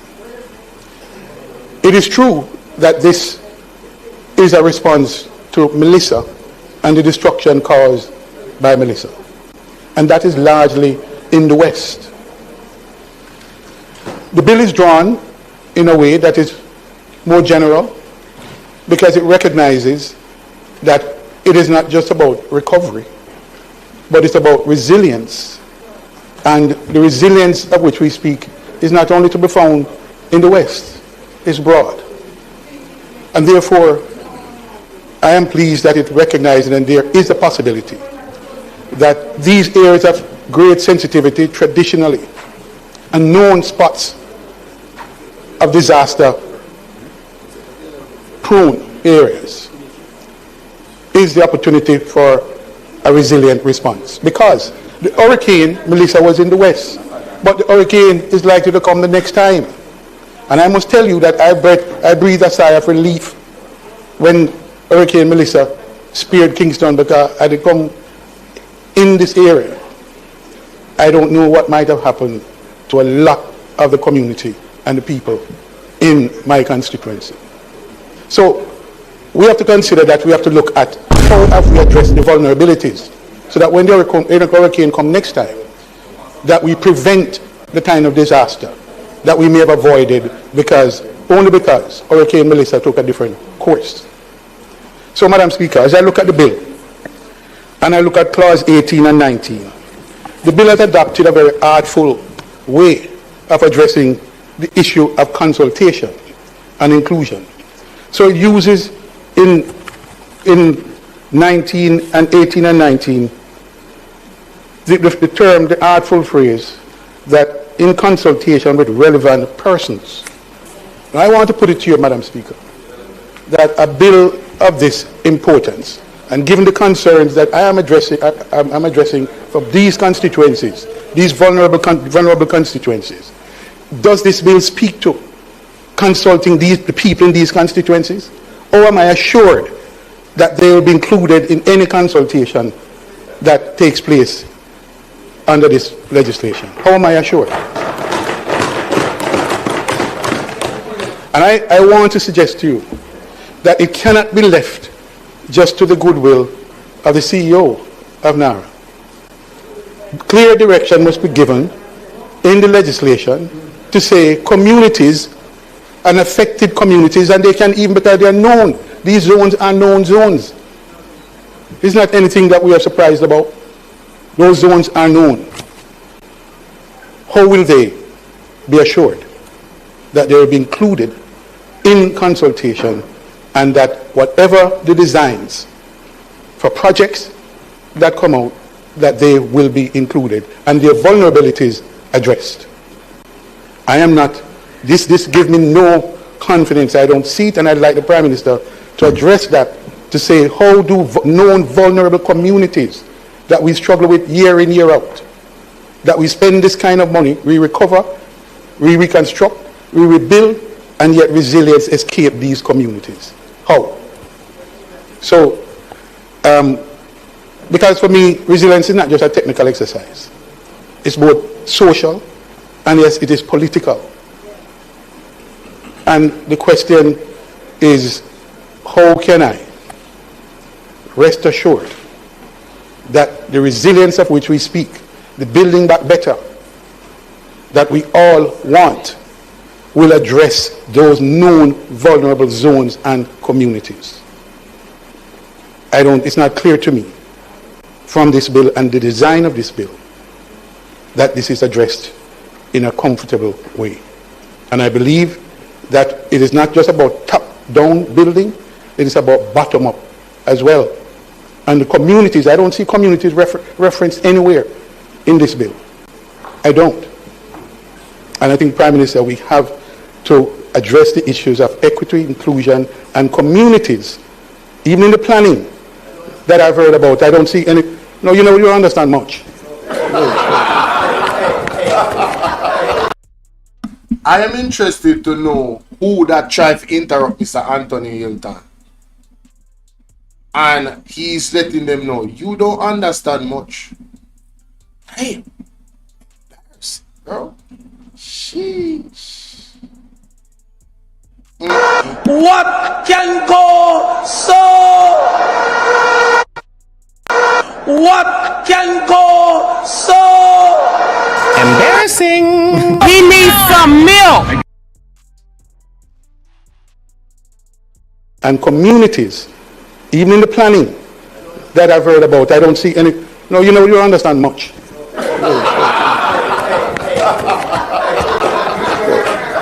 Embarrassing. He needs some milk. I don't, Prime Minister. I don't, Prime Minister, see where the communities are, and even in the planning exercise, which is critical to the project development. These are in a different process. Well, I need to at least be assured what that is, because it doesn't speak to it in this legislation. All right. So, Prime Minister, there are gaps, and we can move quickly, but I suggest to you that there are risks involved, reputational risk, in not doing anything and in overdoing some things. And the risk of corruption is real, and we need to address that. You can kiss your teeth all you want. Well, yeah, but it's real, and I think we need to make sure that the safeguards are addressed in this bill. Thank you. How embarrassing. I wonder which Jezebel or reprobate tried to disturb Mr. Anthony Hilton kissing them teeth. These are valid issues being ventilated where Narra is concerned, and we have these individuals in Parliament. Hey, who you vote for is very important. Who you guys cast your vote for, their character, the context of their character, you should all examine. I'm telling you, that's why you should watch the Parliament. How is your MP representing you?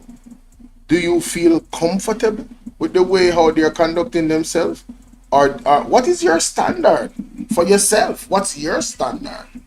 What standard are you under for yourself? Is it a high standard or you're in the gutter with it? Because maybe that's the problem, you know. Because you can't, even big of yourself, you cannot tell me, say, a lot of these people that are in the parliament make sense, bro. You can't tell me that, bro. They don't even know how to act with any respect and dignity. They don't even know how to pretend to be civil. They don't know what civil is. They come from back of the, they're not even there back of the class. You know what them there? Outside of the school. While school is going on for them learn something. Sad. But let me know what you guys think about what Peter Bunting and Mr. Anton Hilton had to say. Get this video to 1,000 likes. Big up on the nice school himself. Alright. Alright, let me see who else more off touch upon it. No. Touch Malahoo-Forte already. Me now go over Marky G. Marky G thing extensive. Oh, me now go touch that neither. No, me now go touch that. Me now touch that yet. Tomorrow, Philip Paul will have a presentation, so we definitely have to check that out. I am going to go to Colin Bell. Yes, yes. I'm going to go to Colin Bell. The Colin Bell Show. Colin Bell Show. Alright. Yes, sir. Make sure so you guys go and subscribe to the Colin Bell Show. Portland Spice TV. Alright. That's the greatest.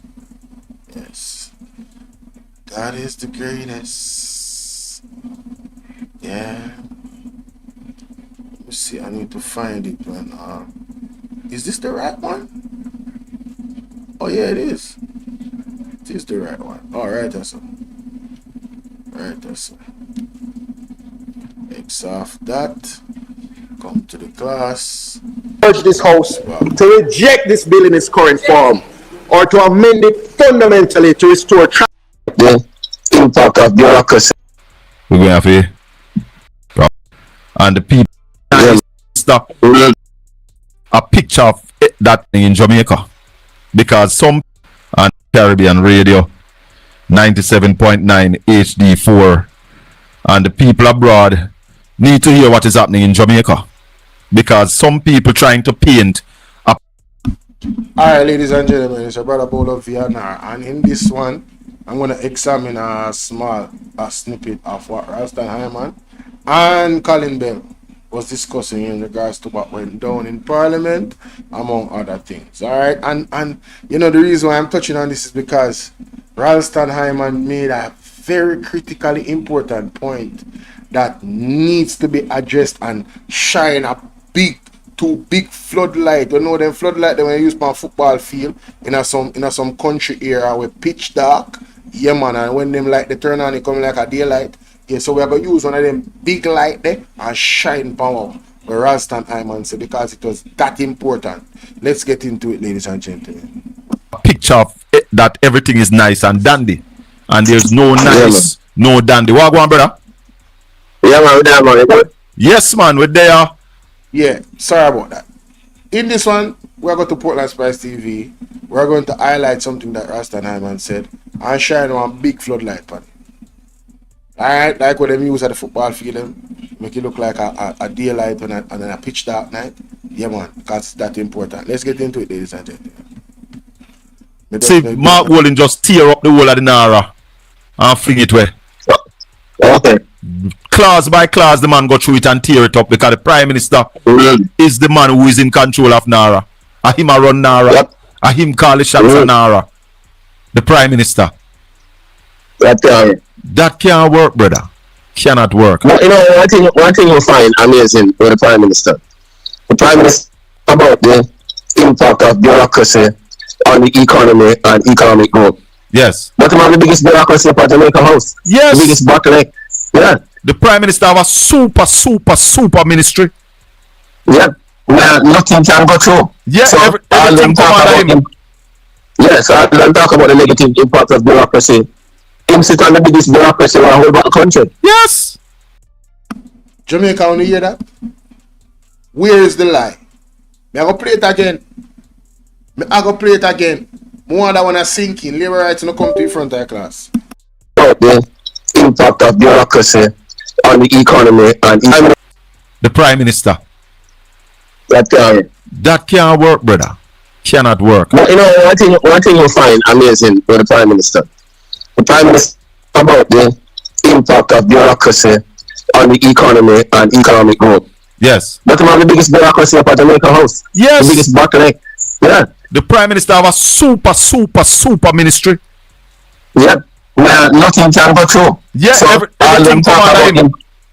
Yes, all them talk about the negative impact of bureaucracy. Him sit on the biggest bureaucracy in the whole country. Yes. Yep. And what they can't know is that I'm joking that man. Yeah, man, and there's no accountability because in the bill it states that him can give direction to Narra, but him not have to give him writing or nothing. There's nothing to say when him give that direction and what direction he gives. Precisely. There's no reporting mechanism. Right. And when you talk about genre like Epoch, Peter Phillips never have nothing to do with Epoch apart from setting it up, you know. He no come on an Epoch meeting unless we invite him and he no make the decision about Epoch. Right. And the, so, we need your divine intervention. We're tired of the labor rights. We're tired of the green people. We are so far. We can't take it no more. We need this. We need this. We need it. Help! Help! Jesus Christ of Nazareth. Psalm 46. God is our refuge. You know, come on an Epoch meeting unless Phillips never have nothing to do with Epoch apart from setting it up, you know. He no come on an Epoch meeting unless we invite him and he no make the decision about Epoch. Right. And the jam rock is in place before Narra. What can go so? I'll know the CEO for Narra and the name yet. Who is the CEO? Yeah. And the CEO have sweeping powers. Him alone can sign up on a contract. That can't work, man. Yeah, man. Listeners and viewers, this is Ralston Iman, Jamaica's top financial analyst and #1 economist right here in Jamaica and the Caribbean. Ralston, tell us what is happening to the Jamaican economy today. Well, here a big thing I tell us the budget I forgot recast again today. We had a conversation with the Minister of Labour and Social Security today. We had a feedback, Colin. Yeah. Hold on. Go ahead now. The Minister says that the original 10 billion that was projected for the roofs program, that the program to help people rebuild them house and fix back them house. Yes. Was based on the assessment of 64,000 persons. Alright? So here we said them end up assess 113,000 persons. Yes. And when said of that 113,000 persons, 43,000 have been verified and paid. That came out at $9.5 billion. Oh? So that's 43. So you still have 70,000 persons left to get verification. So you need that next 20 billion. Well, you put it at 8 to 10 billion, but we know that about the more. But it can't. Yeah. But hold on. If you pay 9 mash to 40,000, 43,000, and you have 70,000, it all come out to 8. Well, that's what I tell you. So again, them can be additional some minister for that. So those are the things that we're telling you about. Yep. Only 43,000. Jamaica only didn't know that. Did you guys know that 60 something thousand was the original number they was looking at? It ended up to be 117,000. 43,000 persons got money, and it was $9 point something billion. So if you have 70 more persons, how is it going to be 10? Or is it going to be only 10? That there's something somewhere between 15 billion and maybe 18 billion dollar. You understand what I deal with? Because you have to factor in what type of damage assessment is there for those persons. Most of them will get $500,000.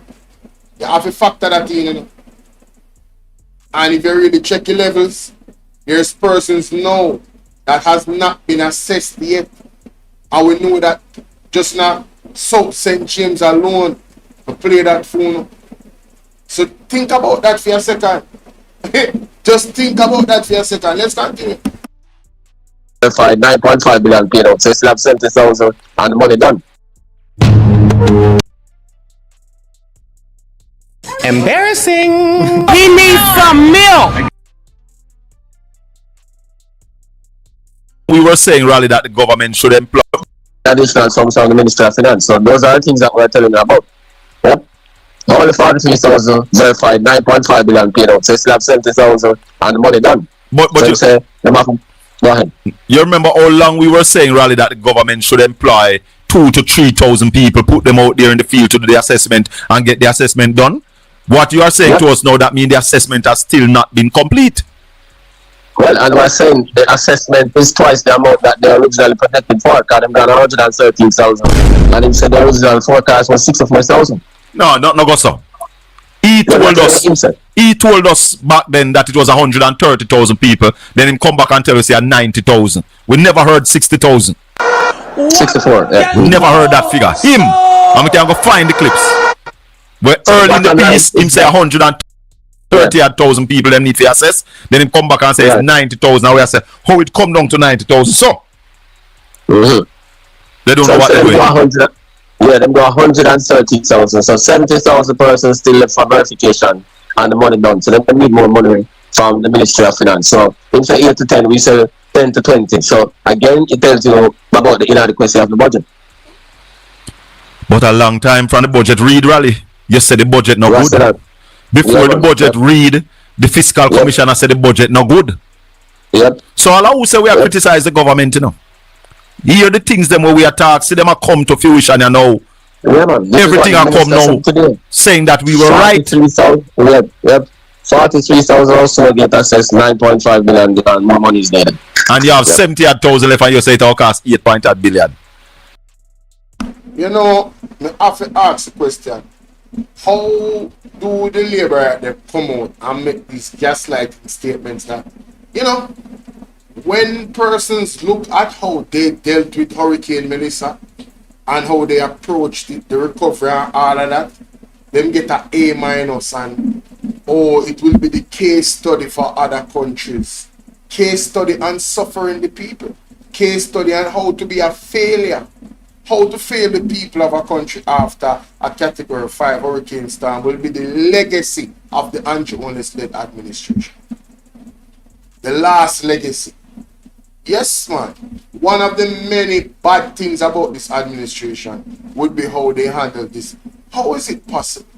You are not a failure. When one, you gave us conflated numbers, incorrect numbers of 130,000. Estimates was off. Then you went down. You went down and what you allocated was for what? $10 million. Obviously that wasn't for the 117,000. It was for like 64,000. The $10 billion was for. And the $10 billion was still not sufficient for the 64,000. End up with 43,000. So you failed 2 times, and then the third failure was having 117,000, and still there's people that has not been assessed, and there's no allocation in the budget. Nothing in the budget for anybody right now in terms of the roof program and those other things. There's nothing in the budget. Let me tell you from now, that was not mentioned in the budget at all. Okay? Let us be clear. These are the things that we are talking about. The level of incompetence from this government. My goodness. No, sir. More. Look more like 20 billion more. 20 billion more it need. Yeah. And that cannot deal with no resilience. No. That was just meant, that is that now just meant to put back roof over like a zinc over people's head. Yeah. Yeah, man. Me could take a call, Raleigh. Bolo. Yes, sir, Bell. Raleigh, big up yourself. We don't want to brush past Andrew Holness-Forte, the CEO of Narra, because it come like the Jamaican people have to get to that brother uncertified. Yeah, him will name the CEO and him will direct everything. Him, when you hear the talk about the minister, him are the minister where Mark Golden talk about. So imagine in an office in Avon and bridging and business partner around 2 government agencies. We have to deal with Mr. Brown. Real estate. Yeah, we have to deal with real estate. I imagine now, him now I will be the CEO of Narra. I trouble this number. Hold on, what will be the CEO of Narra? No, me I say, imagine him I go direct Narra. I say, alright, him I go appoint the CEO. Yes, him I appoint the CEO and him I go direct the CEO because him can give direction to the CEO. To there the, no to problem the that, there no problem that, brother. Yes. That's a bottleneck and corruption boil up in a one. Yeah, man, this look like a... We can't trust the man, brother. We don't know how he making money. We don't know if he make it legally. And then he going to be the head of business so important to Jamaica. And then hold on, hear this one. There is an indemnity to the CEO of Narra in a rally. If some come up and even if the CEO is found guilty, it can be indemnified. Walk away free. And the bill, hold on, and the legal bill have to be paid by the taxpayers.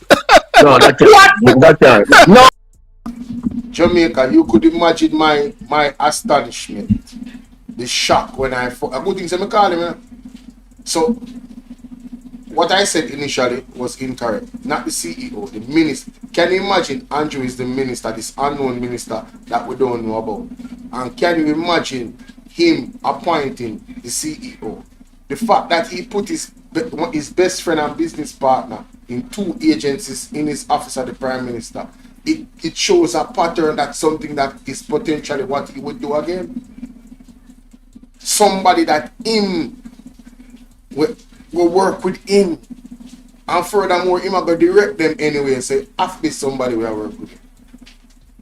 Right? And then the privacy clause now would protect that person from having an excuse to not tell us what is going on with the documents and stuff like that if there's anything illegal going on. It's the perfect thing for criminality, Jamaica. And then this part now, right, where we would have to pay the legal fees for the... No, let me play it again. It's serious. No, what not? There is an indemnity to the CEO of Narra in a rally. If some come up and even if the CEO is found guilty, it can be indemnified. Alright, so in general just use one big word a while ago. Indemnity. So for myself, for my edification, and for everybody else that is watching and will be watching the replay, indemnify. Indemnity. What does indemnity mean? Let me share my screen and show you what indemnity means. Alright? No say some bright people there, but all of we not bright. Alright. All of we not that bright, I should say. Indemnity is a legal or contractual obligation where one party, indemnitor, agrees to compensate another party for specific losses, damages, and liabilities. It serves as security or protection against financial harm, often known as a hold harmless agreement, and is frequently found in insurance policy and business contract to restore a party to their pre-loss financial state. Purpose: provide security against hurt, loss, or damage. So in this case, ladies and gentlemen, legal meaning exemption from penalties and liabilities. That is very clear. There it is. Legal meaning is exemption from penalties and liabilities. So the CEO that will be appointed by the minister, in this case, we would believe that it would be the Prime Minister that would be the one appointing the CEO. The CEO, if caught in anything illegal, ladies and gentlemen, would not face any legal penalties or wouldn't be legally liable. That's what that means. Let's continue. Mighty God. On the ball out, Jamaica. Ball out. It's serious. Walk away free. And the bill, and the legal bill have to be paid by the taxpayers. No, that's No. Jamaica have to rise up. Yo, we can't allow this to happen. The man has set up a perfect scam in front of our face. Mighty God. Then that's why Juliet try stop Mark Holding, man. Juliet in front. Rise up. Yo, we can't allow this to happen. The man has set up a perfect scam in front of our face. Mighty God. Then that's why Juliet try stop Mark Holding, man. Juliet stop the man, you know. Yes. Yes. Definitely. But the class, but still want to bring that up because you don't want people really pay attention to that whole scenario there. How potentially it can be catastrophic for us as a country. Because look at CRH, Cornwall Regional Hospital, the greatest overrun of all time. Yeah, man, the mother. You can imagine what can potentially happen with Narra, brother. The mother and father of all overruns Cornwall Regional. Narra is going to be the mother and father of all robbery in a Jamaica, if allowed to go through the way it's constructed. Yes, I agree. All right, Bolo. What do you say, Raleigh? If you are considering moving to Jamaica, this is where we're at, you know. We're not going to sit by and just watch. We're not going to get involved. We're not going to raise no voice in concert. Alright, so imagine Mr. Richard Hassan's situation. Andrew want to say this could be something that could tear down the entire government. Then what is Narra in its present state? This could tear down the reputation, if passed, of the entire country. No, look a joke. So, we have to stand up, people. We have to stand up. We have to stand up here. We do the right thing. Because all it needs is a majority. What do you say, Raleigh? That cannot work. But we will stop it, Raleigh, because all it needs is a majority vote in both houses of parliament. Oh, okay. It don't need no 2/3. Oh, okay. You don't need 2/3, That's a very serious problem. So what do people of Jamaica have to say about that? Bona spliff, drink some rum and the girls them broke out, brother. Okay. Let's take another call. Caller, good evening. Welcome to the Colin Bell Show. We're live on Caribbean Radio. So, on definitely have to go check out Colin Bell Show, ladies and gentlemen. That what he just revealed to us, I had no idea that the thing was that deep. That the CEO had indemnity, meaning no legal liability or penalty can be put on the CEO in regards to the operations of Narra. That is zero accountability, you know. Zero accountability, ladies and gentlemen. Zero accountability. Nil, nada, nothing. You understand? This is why we have to be careful of some of the politicians. I tell you. Don't ever believe that a politician is a leader. Don't ever believe that. Because the system that we have produces politicians. It doesn't produce. You can have a politician. I don't know what is wrong, but this thing has stopped now play. But anyway, let me know what you guys think about that in the comment section. Jamaica, I mean, we don't want to do. We don't plan to do. We just have to sit by and not use the power of unity that you guys have to raise your voice in concert against this thing. We are getting what do you call it now? We are getting torn apart in the context of our light bills. Saying, and then, you know, I'm gonna get to that right now. Let me know what you guys think. Just 1,000 likes on this video is the aim. Big up on yourself. Alright, blessings. Let me get to that right now. Ladies and gentlemen. Let me get to that right now. I wonder, I don't want to forget when when did I actually do that live stream? Which one of it was it? Was it this one? Was it this one? Yeah, I think it was this one. I think it was this one. International law that deals with fighting corruption. Oh, yes, yeah, I'm gonna give the people them the food. You look like you know Santa time. Bro? 12 containers. If somebody did forget $5,000, when you tell me forget, Students are challenging the police. Right? The bad police them is so much that they are making the entire force look bad.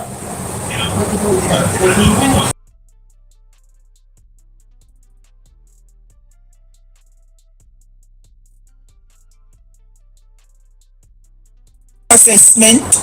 Other groups to participate in Narra. If they need a right, and I will call on my friend. You're explaining that and you're justifying it at the same time, right?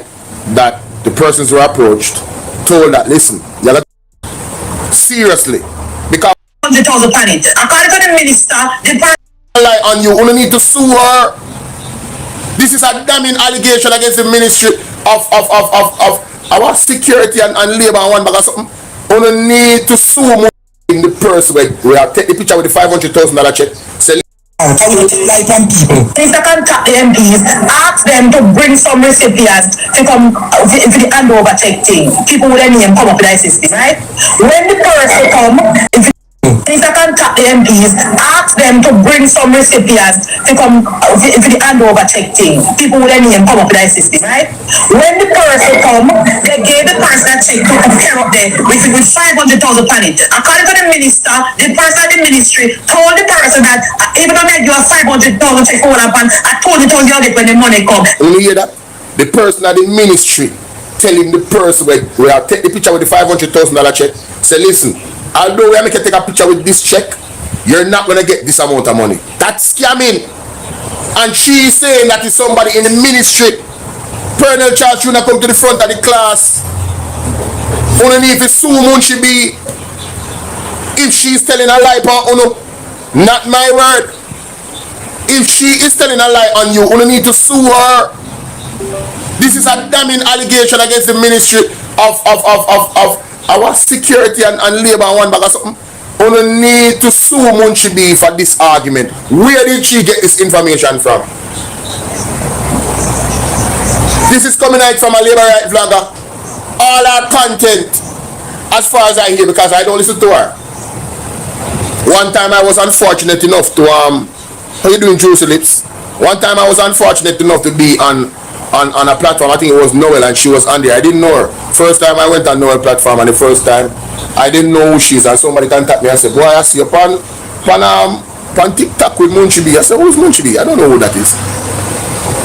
And them explained it to me. And now, from the last few months now, I have been hearing content coming out of J. Bryan because I'm an avid listener of J. Bryan. You understand? And now I'm hearing some nasty things from this young lady. Right? And even they attack them for Andre Stevens when play. Where people screen her card and put out there. And I'm saying, whoa. And listen to this. Listen to this. Into the handover check thing. Munchi tell the people them this morning. Listen to her. How we take life on people. Minister contact the MPs. Ask them to.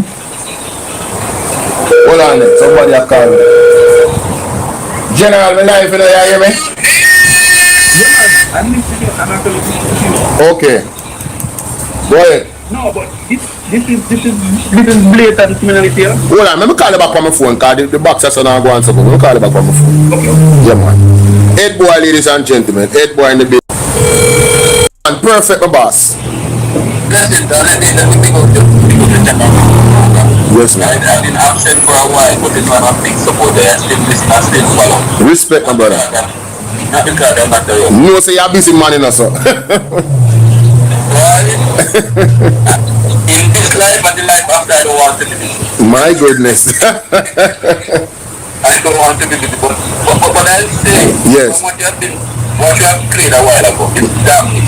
Yes. It's absolutely damning. And I will call on my friend. I can say my friend, you know. Yes. Me, I tell you, as my friend, as my big brother and somebody who have very good relationship, you need to look into this. Of course. I'm not looking into it, you know. Sometimes it doesn't necessarily come from the minister, you know. Bolo. Yeah, that's why I hold the position on my wall. You understand? Because she's saying it coming from the ministry. They have to address this, brother. Yeah, but you know who do it? A lot of the time. So let's say you have the social programs. Remember, social programs are run by specific directors. Mm-hmm. Yeah? Mm-hmm. So if you go to the party, you have a director for party. If you go to the new program that they have now, the route, you have a director for that. Yeah? Mm-hmm. A lot of the time it's the personnel who work in these ministries who are demanding money there. Mighty God. And it is, and sometimes not necessarily to the knowledge of the minister. Now, I'm not saying the minister don't know about it. Yeah, I understand what you're saying. Yeah, man. But understand what is happening too, and I want people to know this. And I can't keep on saying this because I know nobody else talking about it. The government is PROKES. Yes, I've heard Rastanheiman say that. So the repair program has exceeded its ceiling. Yes. So because it exceeds the ceiling, a lot of these things that they have distributed, and by the way, there's a lot of criminality happening. Because if you budget $10 million, you know what you budgeted for. Yes. So why would I be groceries at check 500, I want in 200? Yes. Means somebody's collecting it on the back end. It has to be. Right? And the gentleman in Nikisha Birchall constituency went to the NIS and said they said they can't do anything for him. If she never brought it public, I mean, if the man was a soft person, what would have happened? But the thing is worse than this, because why then are you issuing checks to people knowing no money in there? I mean, why? The PR. No, but Narra, where we supposed to worry? Everybody talking about oil and this and gas and that's we're supposed to worry. Narra cannot function. Why Andrew have to set up Narra now? Narra was set up to spend the money that they got from the World Bank and the other countries in the 2-point-something billion or close to trillion. Yes. That they get to spend. No, my Narra was set up. Well, it was set up because the international agencies say that they don't want the government to have access to the funding. Really? I don't even realize what happened here. What you saying to me, head boy? Hold on there. You serious? Yeah, Narra was set up with a mechanism to allow the government to access the funding, but to allow oversight the access. I see I'm doing something last week, and I cannot believe, and I am not cussing the PNP because sometimes when you talk these things, PNP people get too emotional. Yes. But it's facts. Mark Bolo was in the parliament and he was taking on anti-truth and Neil and he said to him, why isn't the opposition a part of the composition of the Narra board? Yes. In the legislation Andrew read last week, we bore us to boredom. Yes. He said something that I think did not half a Jamaican to hear. He said that there is a mechanism for the other groups to participate in Narra if the need arises. If the need arises. I remember I said an important point to Mark Bolo and said, see, please you see there's an advisory board so the opposition can be on it. The law that they have structured does not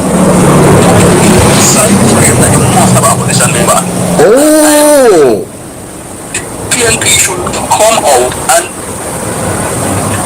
with nothing bad in saying that we are not in support of Narra. Yes. Until you can give us oversight of Narra. Yes. They were trying to go further.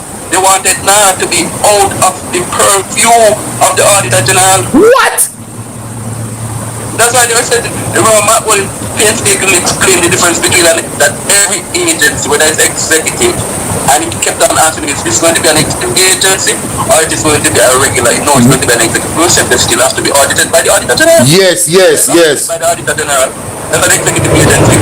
Customs is audited by the Auditor General. UE is an executive agency. UWHI by itself is audited. So basically, executive agencies has to be audited by the Auditor General.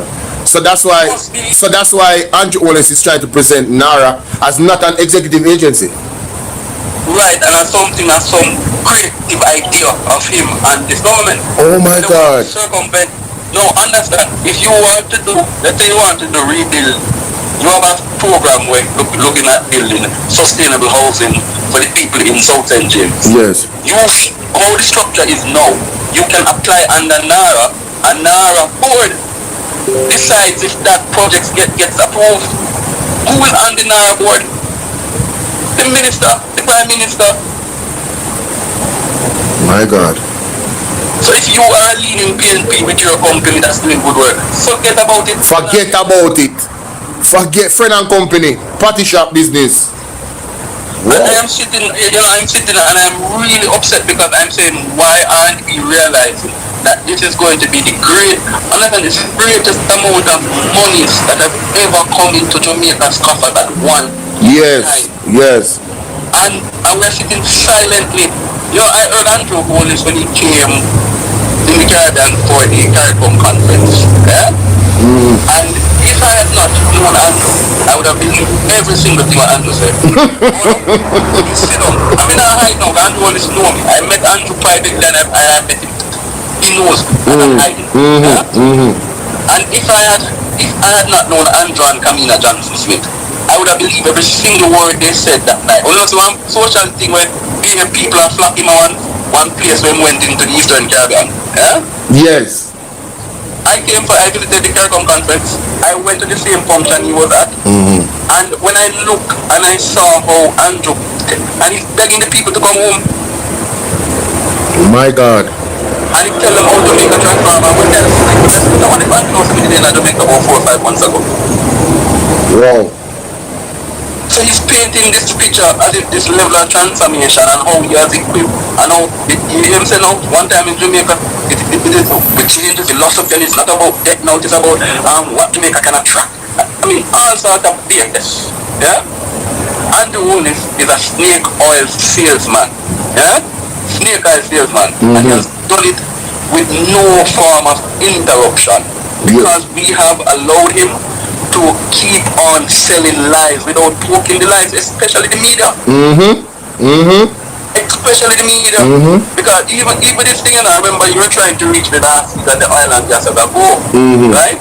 Because I don't want to change the thing, but I know you wanted a opinion on the oil and gas. Yeah, definitely. But let me tell you what's happening at Petrojam. Let me first help the country to understand the dire situation that Jamaica is in. When 2016 the JLP took office, Petrojam had no financial issues. Petrojam, in fact, was one of the richest entities in Jamaica, next to the NHT. Wow. Yeah? Wow. And I say so with no water in my mouth. Yes. Because they had what was called the PCJ, the Petroleum Corporation of Jamaica, and Petrojam was a subsidiary. The first thing we need to do is to disband the Petroleum Corporation of Jamaica. Yeah? Yes. The oversight body for Petrojam. Yeah? Then they went further and they started the thieving and the raiding at Petrojam. They kicked out the Venezuelans out of Petrojam as an instruction from the 2017-2018 sanctions of the United States. Then they went further. They don't stop there. They expropriate the shares of Petrojam. Meaning all the money where Venezuela, all the shares of Venezuela buy, they take it and put it in an escrow, and they have not handed over the money to Petrojam to the Venezuela. So that is, hold on, that is something that is in the courts right now. So, my God. They have the money and there's nothing stopping them from using the money while the matter is in court. It's not like the court they must put the money in an escrow, make it sit down there and see the court decide. Right.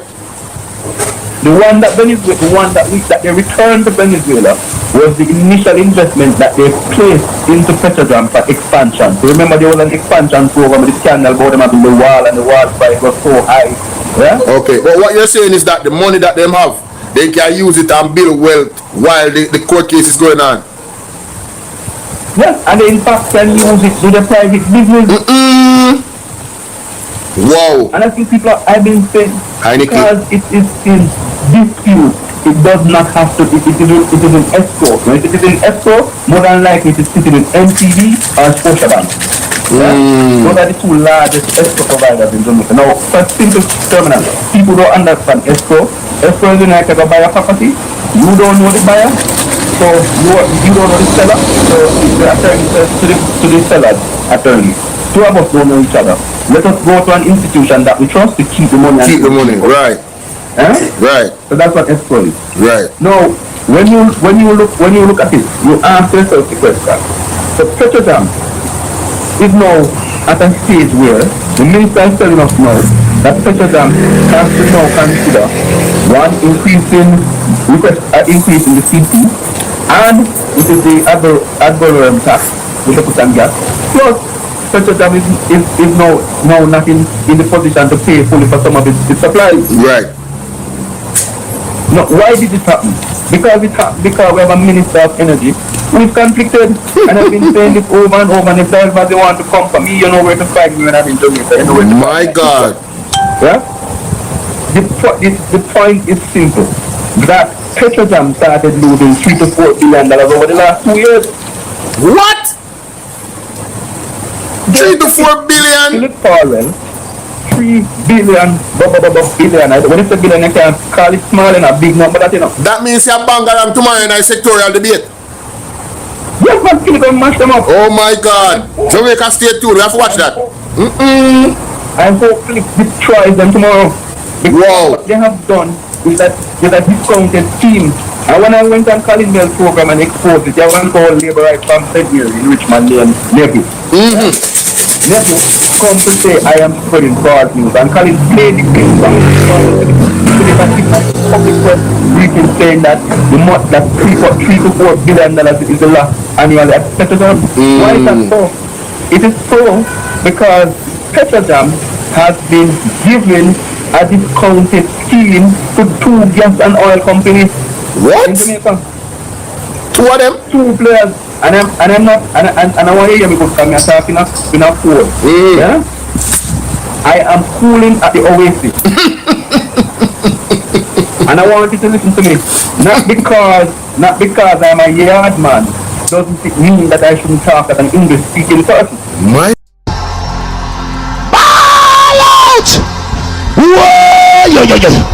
We need help, Jesus. Jamaica need help. Shift the parliament. Shift the election. Shift everything. Remove them out there. Take out the cockroach. Take out the thief. Take out the criminal them. Take out the thief them. Take out the murderer them. Take out the gang leader them. Out of parliament. Take them out from Portland. Take them out. I hear Portland. Me I go to Portland. Why me I travel to Portland? Take out somebody, man or woman. God. The last one is more complicated. I know the last one. But you get it. Yes. Put the names together and you get it. Yes. So the entities I refer to are the 2 entities that have, so people don't understand how Ireland works. So government, you have 2 things. You have the spot price, yeah? So the spot is when you're buying doing a 1 hour transaction. Right, yeah? right. Typically, gas and oil goes into a 1-year contract. Yeah? So the gas is what we call a future trade. It's derivative. It's not determined by you and I, it's determined by the volatility of the market. Right. War in the Middle East, supplies can come out and automatically the prices go up. It doesn't mean that gas has gone up, and it just means because of the volatility. Right. Yeah? Because your production cost don't increase, the same cost that's associated with it. Right. Now, what did Dial Boss, the smart ass, and I call him the paper tiger, yeah? What did he do? The paper tiger, in the midst of a crisis, has been given, and I say it with no water in my mouth, the paper tiger has allowed Petrojam to be given discounted gas to these 2 entities. Now, let me help people. A tanker typically hold, so there's a big tanker that's on the road. Yeah. They typically hold about 1,000 to 30,000 gallons of gas. Yeah? Wow. Now, 28,000 to 30,000 gallons of gas, about, you bring it back into metric tons, it's maybe 2-3 metric tons of gas. That's a lot. But it adds up. Because if you give, let's say the gas is supposed to be sold to company A for $90.50, and you keep on giving company A a discount of $1.50 every time. Right. Do you know that is per liter? That's a massive discount. Okay. Exactly, and that has been happening at Petrojam. And I hope tomorrow for the life of me, Philip comes and exposes it. Somebody is asking where in Western St. Mary you're running as councillor. Western? They have been asking me to run in Western, but I have no interest in Western St. Mary. I would side you run. I have interest in another part of St. Mary, but I don't want to say it because I have... Okay, no problem. No problem, no problem, no problem. To the application process, and I don't want to... Yes, that's principle. Yeah, that's principle. Yeah, I understand. I have interest in running in St. Mary, and I will be running in the next local government election with that. Yes. Totally understand. So this is the difference. You know, done this? When you purchase gas, there is a thing. There's a 30 days and there's a 90 days. We call it lines of credit. Yeah? So typically, when you see a company like, let's say I'm a little gas station for Arthur Road, and then get them gas, they don't pay when they get the gas. They are given a line of credit. Wow. They don't pay right away. Yeah. And that line of credit, they are supposed to pay within, there's arrangement between 7 to 30 days or 30 to 90 days. In the instance of the two companies, the one we're fooling and the one we're yarding it, they have in fact been given long the discount plus a lengthier period to repay. No man. So hold on, what is the relationship between those two companies and who's running Petrojam? Why are they getting these what is the relationship? If you are my financier for my campaign, I fly on your plane. If I won the election for you in Northwest Centre against Gabriela Morris by spending a lot of my money because Crystal Lee is my goddaughter. What? He needs some milk. Breaking news. Hey boy, what you saying to me? You know, I really was looking at that constituency and I said to myself, how did Gabriela Morris lose that seat? I couldn't understand it. I asked these people from the guys who are fooling to ask you to come. I know them. I mean, with them. Yeah? I know them, meaning I know them and they know me. I am asking these people how much money will you give to Crystal Lee by election day against Gabriela Morris. Because it is said that the gentleman who runs that entity is Crystal Lee's godfather. Her father used to work for him. What? And his father before him. Yeah? My goodness. So they spent a lot of money. Then how you think Montague will? And Bobby, you know me and Freddie, you know me, I know it. Yeah? How you think Montague? It is the same money they spent against Mr. Woodbine in St. Mary. Wow. Even that they see there, I was like, man. They were pulling up at this station, just they go there, they give a name, and they get the sign for the gas and they go. Yeah? Wow. If you want to find out if how much gas really leave us, we need to look for that period in the election last year, and we realize, some people never pay for them gas during that time, and I can't remember the name. Yeah? So you said the vehicle full up at the vehicle we are moving on full up. Yes, because these are the people and they control the coast from Portland to St. Anne. My God. No, the damn important, you know. I mean, we need some milk. Very bad flies on the plane that belongs to this gas company. Lord Jesus. Now, how could a minister of government be flying on a company earmarked plane, and you are the minister of energy, are you flying on a distributor's plane? And a distributor is giving you campaign financing, nobody now they bank roll Anne-Marie in Eastern Portland against Anne-Marie, and they want about the money now. My God. My God. Darrell can't pump no money in the Ministry of Energy because they say, let it stand right there. Make them fork out more money. Gas has not gone up in the cost. He needs people need to understand because gas don't come from the Middle East. That is what I wanted to explain because I was listening to you the other day. And I was trying to remember exactly what you said. Tell us about that, please. That's important. So the word traffic guru, when some people hear them get excited and some people get sad. Yeah? Let me simply say, traffic guru is an oil lifting company. So they don't dig it down. They're just a marketing agency for oil. So they don't dig it down to know well. They don't know. They just go the gas there and then sell it to you. Right. And people are forgetting, in the same period, 3 years ago, there was a secret scandal in the Ministry of Energy where we had bought gas for more than it was being sold on the international market. My God. So that put us in the debt, one. Two, it further created a problem because we suspended our ability to access Petrocaribe, which used to give us from Venezuela the gas. We used to pay just for the principal. We never serviced the interest. Right. So we could take the gas and we could just pay down a portion of it and they would still send us gas. What is happening now is that traffic bureau, which sources gas from us for us from Nigeria. Nigeria. Okay. And in Nigeria? No. No, Nigeria have no problem.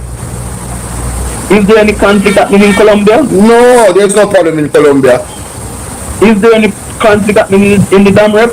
No, not that I know of. Well, those are the three markets that we get some from. So that means our oil prices are supposed to skyrocket then?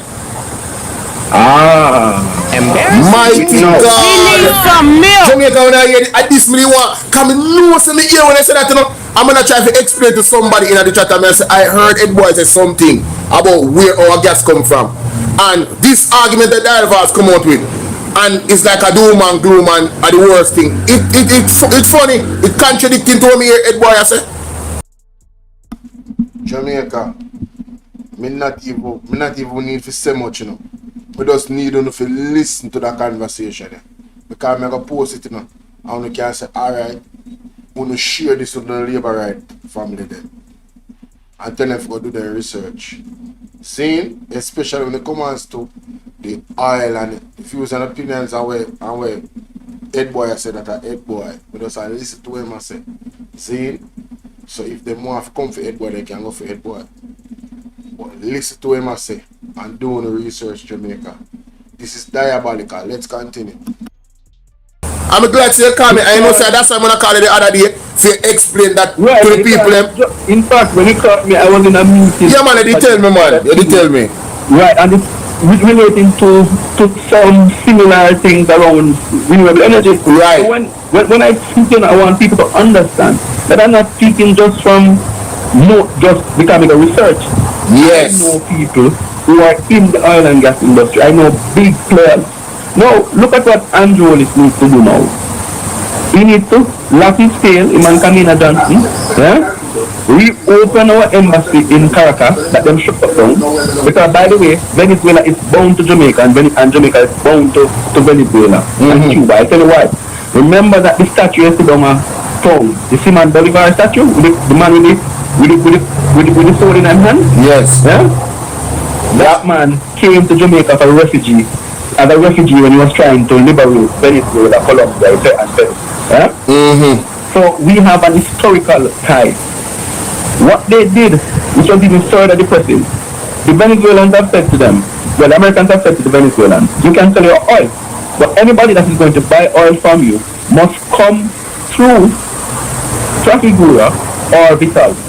So I'm asking the question, if that is the case, why haven't we gone to negotiate with the Americans? Because Andrew's obviously coming and Andrew right. puppet. So why haven't you been able to secure a deal which allows you to now access the oil and gas supplies in Venezuela, and also reach out to them to the Americans to say, look, we need to get back further back up to with oil pirates. Right. Right. I wonder though, Head Boy, is it possible that the relationship with the Chinese is impeding them from even attempting to do that? Because I saw an article that came out on Hour Today where they are saying that they're going to cut off the aid from Jamaica, the United States, and the Caribbean, all of the Caribbean, Jamaica included, but they specified in the article talking about Jamaica, and the man said, if a war should happen between the Chinese and America, what umbrella is Jamaica standing under? And they went on to talk about the many businesses that the Jamaica is involved in with China, and the ports that Chinese have some type of managerial control over. Listen to me, you could move him nasty sell out self-angle, right? I tell people this. Yeah? Yo! Me not have no regard to Marco Rubio. Wow. Right? Yes. I tell people this. What the United States is doing is wrong. But I don't mind what they're doing to Andrew. And please, Rubio, step up the pressure upon him. Please. Yes, man. Please. No. This is an embarrassment to a state, a recognized state. Yes. A state that has the right to determine who are its friends and who are its enemies. Right. But you see, when you play with fire, it burns. When you play with fire, it burns. True. No, why is Uber doing this? And by the way, to say that they're cutting aid to the Caribbean, they're not going to give up in the first place, sir. Say that again. The American aid in the Caribbean is 10 times lower than what it gives to Israel. Well, that is true. That's a fact. That's a fact. They give Israel over $400 billion a year in defense aid. Damn. Yeah? And budgetary support. Wow. Let us go further. What the USAID used to give, if you add up maybe on an annual basis, they give over 10-15 million US in projects. Yeah. That's nothing. So this American, this Yankee imperialistic behavior, that for some reason, because you give us $15 million, you must come suck us dry and tell us what to do. This is wrong. And this is the only time I will actually in the article they say it's 50 million them give US 50 million every year for aid. Yeah. 50 million. 50 million is what some people see out of Petro Dam and more. 50 million is what they will take up on vacation. My God. No, sir. That is rum money. So when you're really talking these things, you see how these guys have played our mind. But I agree with America, and where I stand with America on this is that we cannot allow Chinese state enterprises to be coming into the Caribbean and competing with our local enterprises. True. For example, there's no way you should have China by engineering company operating in Jamaica. It should not. Because you compete against them, Bolo. Remember when I grew up, you understand that some of the contractors them do some shady work and some shabby work. But you still have good contractors in Jamaica. True. Why China are by getting all the roads, you know? What I respect about China is that would never happen in their country. No, they'll never allow it. They will never allow it. So this obsession that Rubio has, this China phobia and Cuba and Venezuela phobia, tell him to go to some psychologist or psychiatrist before him pop a pill. Right? Because if every time him speak him pop a pill and put it in his mouth, it's an antidepressant to kind of calm anxiety. Right? So the reality of it is we must determine who our friends are. Right. And because Andrew Holness is so conflicted and they don't have the ball to stand to these guys. But I agree with them. Like for example, why is Fly Green not telling people in St. Elizabeth who right now would love to see Alphard open that there will be no opening of Alphard? Really? Now open the plant on here now go what my China own it. The company name JISCO. Go check it out. JISCO. JISCO is a state entity. And America has sanctioned. America told us in no uncertain terms that we need not to have China in our backyard with any aluminum manufacturing. In fact, don't be surprised if you hear within the next year or two, in those group funding that they have, that is an American company now when iPad. Wow. Yeah, because that's what the article is talking about. The America is going to align themselves and give aid to persons that the countries that actually use do business with them. But they cannot force us because don't let them bullshit us. I am not anti-Chinese. As a matter of fact, I love the Chinese more than I love the American government. Yes. The Chinese have never intervened in our elections. I can show you time and time again where America has intervened in our democracy. That's one. Two, American business people. I know multi-millionaires from America. Right? Yes. Wealthy people. I've met in my field. I've met wealthy people, and I said to them, "Would you invest in Jamaica?" The first thing about Jamaica is a shit-hole place, man. Not down there, man. Right? So the reality of it is, the Chinese come with their money that they get from their state companies to invest, and they're investing in our place, right? I don't agree with some of the arrangements and all of that, because we can all agree that some of the arrangements are not right. Right. But if an investor goes where an investor is welcome. Also, so all are the head boy. All are them. We get back. So the company was saying name JISCO Group. JISCO. How you spell it? JISCO. JISTO. Oh, yes. All right, continue. Continue. I eat Meliko. Continue. Yeah. So why are we now cussing people who are coming to invest? If the Americans don't want to invest in Jamaica, tell them to fire them. Yeah? We don't care. You welcome investments wherever they come from, with people who are willing to respect your local laws and your local rules. Yes. We urge more Americans through AmCham, American Chamber of Commerce, to invest in Jamaica. If you don't want to invest, and other people have start red eye and bad mind. Mighty God. And that is what it is. It is typical red mind. As that the only thing that word I like when use is bad mind in relation to this. It's bad mind. I know a company in Atlanta, in Georgia. They are the largest road construction company. And I said to them, why don't you come and invest in Jamaica? I'm not going into Jamaica. Jamaica's bad. Jamaica's this, Jamaica's that. Yeah? Wow. I can't rank them neither, no man. I mean, when you look, no matter if you're a sensible investor and you look and you see the Prime Minister of the country's assets cannot be certified. And you see all this scamming going on, how much people I get catch for all of these things. I mean, why would you as an investor come here? The corruption stink, brother. Yeah, no, I agree. But the Chinese don't care about that. And that me I said no business. And that is the point. So if you who live in your backyard, remember we Americans more understand us than the Chinese enough because we're more related to the Americans in terms of our interaction, our family members and everything. Right? That is what we need to be pushing to get more American companies to invest in Jamaica, right? So that we can have at least have a balance. Because I have a problem with too much Chinese. I do as well. Who's going to invest? Yeah, I don't like the monopoly. I don't like it. But who's going to invest? You know, that it's a rock and a hard place. All the cost them cost China. Had it not been for a Chinese firm that did the foreign affairs ministry where everybody goes for the spy embassy and this and that, we would not have had our building code removed from 15 story to 17 story. Yeah? No. The Chinese have transformed how we build in Jamaica. Some parts of Jamaica, look up in this sky. There are some people who think Jamaica a poverty place, and when they go to Jamaica and start to see some of the buildings that are going up, it is important that you have some of those things. Why aren't American firms coming to do it too? Why aren't Canadian firms coming? Why aren't British firms coming and doing the same thing? Right. These people in some of their rights are private investors. So I have no problem with Chinese private investors, you know. The problem I have with is government of China investors, because you can't compete against them. It's the state against the state.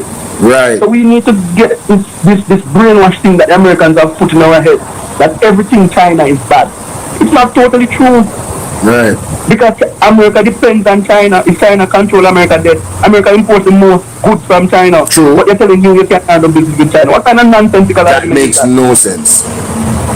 That makes no sense. So I want to put that China argument to rest. He said that Rubio could put himself where he should put himself, because Rubio is a sellout and Rubio is racist. And I say so. This American administration in Washington is racist to the core. They're very racist, and they're also a Zionist administration. Why they're going after Jamaica and Cuba and the other places that have not supported them is because all the Caribbean states have recognized Palestine. All the Caribbean, you have to understand, the Jews in America, and we're not discriminating anybody. Everybody has a space. Christians, Jews, Muslims, whatever you want to be. Right. You're welcome. Right. But the point is, we have to call a spade a spade. Quite so. These countries are being punished because of our stance against Israel. Next tomorrow morning, all of the Caribbean come and we're in full support of Israel. And so it's to throw from America into here. Right. Right. You cannot separate these two. The war that is happening in the Middle East is because Netanyahu commanded and demand that Trump attack Iran. Yes, yes. The worst sort of people with the worst state we have in the world is the Zionist regime. I don't call them up Israel, the Zionist regime. Mighty God. Yeah? They are the ones who are actually going after countries who don't support them. And they are the ones who are determining foreign policy. When one person can take up children and be a president of one country and say, so you can't pay money, they're going to run.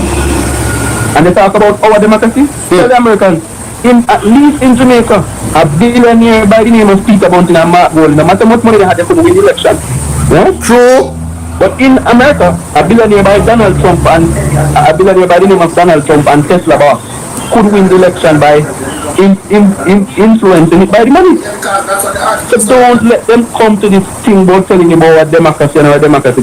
Even though we know we have our problems. Yes, we know we have our issues. Like everybody else. But like everybody else. So this notion about America and America helping us. When has America ever helped us? When? You show me when. The little thing they did in this farm is not, that's normal. Everybody else saw each other in the hurricane. Venezuela was the first to give us aid in this farm. And not recognized. I was not recognized. I was not received by the government. Shameful. Bolo, I don't want to go off tangent, but when I speak about these things, I'm passionate because you know why? Because our people need to wake up and stop sipping the Kool-Aid. True. Right now, our farm in Jamaica want to export the goods. The Americans have imposed 30 to 40% tariffs on breadfruit. Breadfruit. Wow. But we have Canada who's saying to us, come, ship your food, come to me. We not put no tariff on it. The Canadians are going to. The Canadians are going to love that. Oh my God. Yeah. Oh my God. I'm saying to the people as I go, brother, that we must prepare in our minds that America is not going to. America is falling, the hegemony of America is something, When a country like Iran, who have been sanctioned for 47 years, can be beat in America in the Middle East, can be bringing them that even American citizens are now in support of what Iran is doing. What do you expect?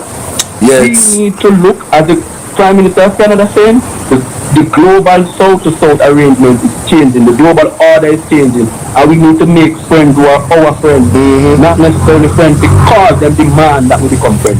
True. Yeah? True. I mean, I make no apology for saying everybody know where I stand. I'm not anti-America. I have family in America. I respect the people of America, but I do not recognize the regime that is in America. Like I don't recognize the regime that is in Israel, because these are corrupted people. How could you have even a president been associated with certain information about Epstein? Yeah, I mean, yo, brother. It doesn't cringe. Crazy. It doesn't cringe anybody in themselves. Crazy. He needs some milk. Come to tell you, you did this and you did that, so you are this. We need to change that approach. And my final thing in relation to Darrell, when are you going to resign? That's the only thing I have to ask Darrell. Mighty God. Are you going to resign? You are serving the Ministry of Energy in a conflicted way. You know where your allegiances are. You know who you prefer. Because when the Minister of Energy, everywhere you can Bolo, a 50% reduction, right, in the fuel consumption tax, in the clearance of fuel and defense of every Caribbean country. You know what Andrew issued to us? He sent Darrell. That's what Andrew gave us. He sent Darrell to come talk to us. And Darrell cannot help us.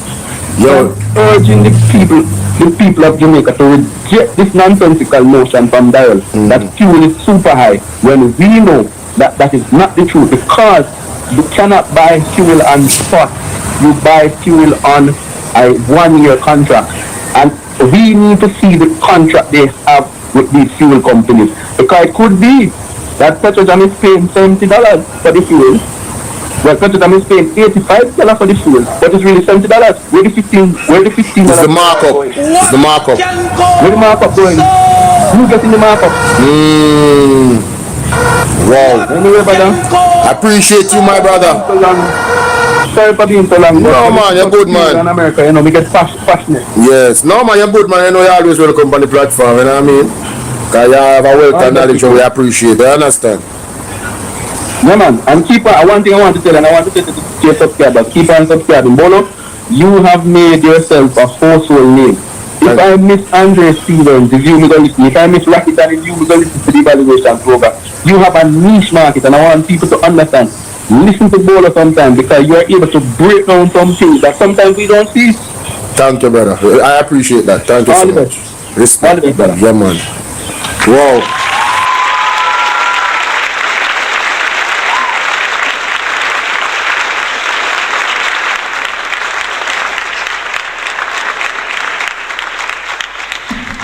Hey, massive amount of respect to head boy, ladies and gentlemen. storm up the comment section. I'm sure there's many things that you heard that you could go and really get into in the comment section about. Let me know what you think. Alright. Don't forget to like the video before you leave. Share the video. Yeah. This one was epic. This one was epic from Headboy. Appreciate the brother. And salute to him and thanks for the words of encouragement. You know what I mean? So base up on yourself. Alright, my people, I am going to leave it there for tonight. Thank you all so much for your continued support. Get off all of them pictures off my screen. Before we leave and set up this thing here, display picture. Bam, there we go. And cut off the browser, cut off that camera and everything. Alright guys, see y'all later. Appreciate y'all. For everybody, hey, the people that don't catch this replay, I feel sorry for y'all, man. Well, you know, y'all should have been here. That's all I'm saying. But you know, hey, y'all missed class tonight. Tonight's what, Tuesday, I guess persons are tired, persons are at work watching the debate and they're locked in, all of the viewers or whatever. And of course, it's been a busy day. So me not to, you know what I mean? Me not to knock my people. But I thought more people would have been here tonight. I really did. But something happened on my channel, and I'm wondering if it's YouTube that's causing this. Because I put up a video and I thought it was funny. But YouTube was like, yo, violation. You know, so, hey. Maybe that's why my numbers are down tonight from here. I encourage you guys to hit the like button even more because of that. Because if you don't, then you're sending the wrong signal to YouTube. And the same thing for those on TikTok. If you want the platform to be successful, you have to keep tapping and sharing and sending gifts and engaging. You know what I'm saying? As much as possible, wherever you are. If you can like and share, if that's all you can do, that is essential and it's free. If you can do more, that is super awesome. You get me? So, and I want to say thank you to my brother Calvin that came through. He sent something to the Cash App. Appreciate you, my brother. And yeah, see y'all tomorrow, man.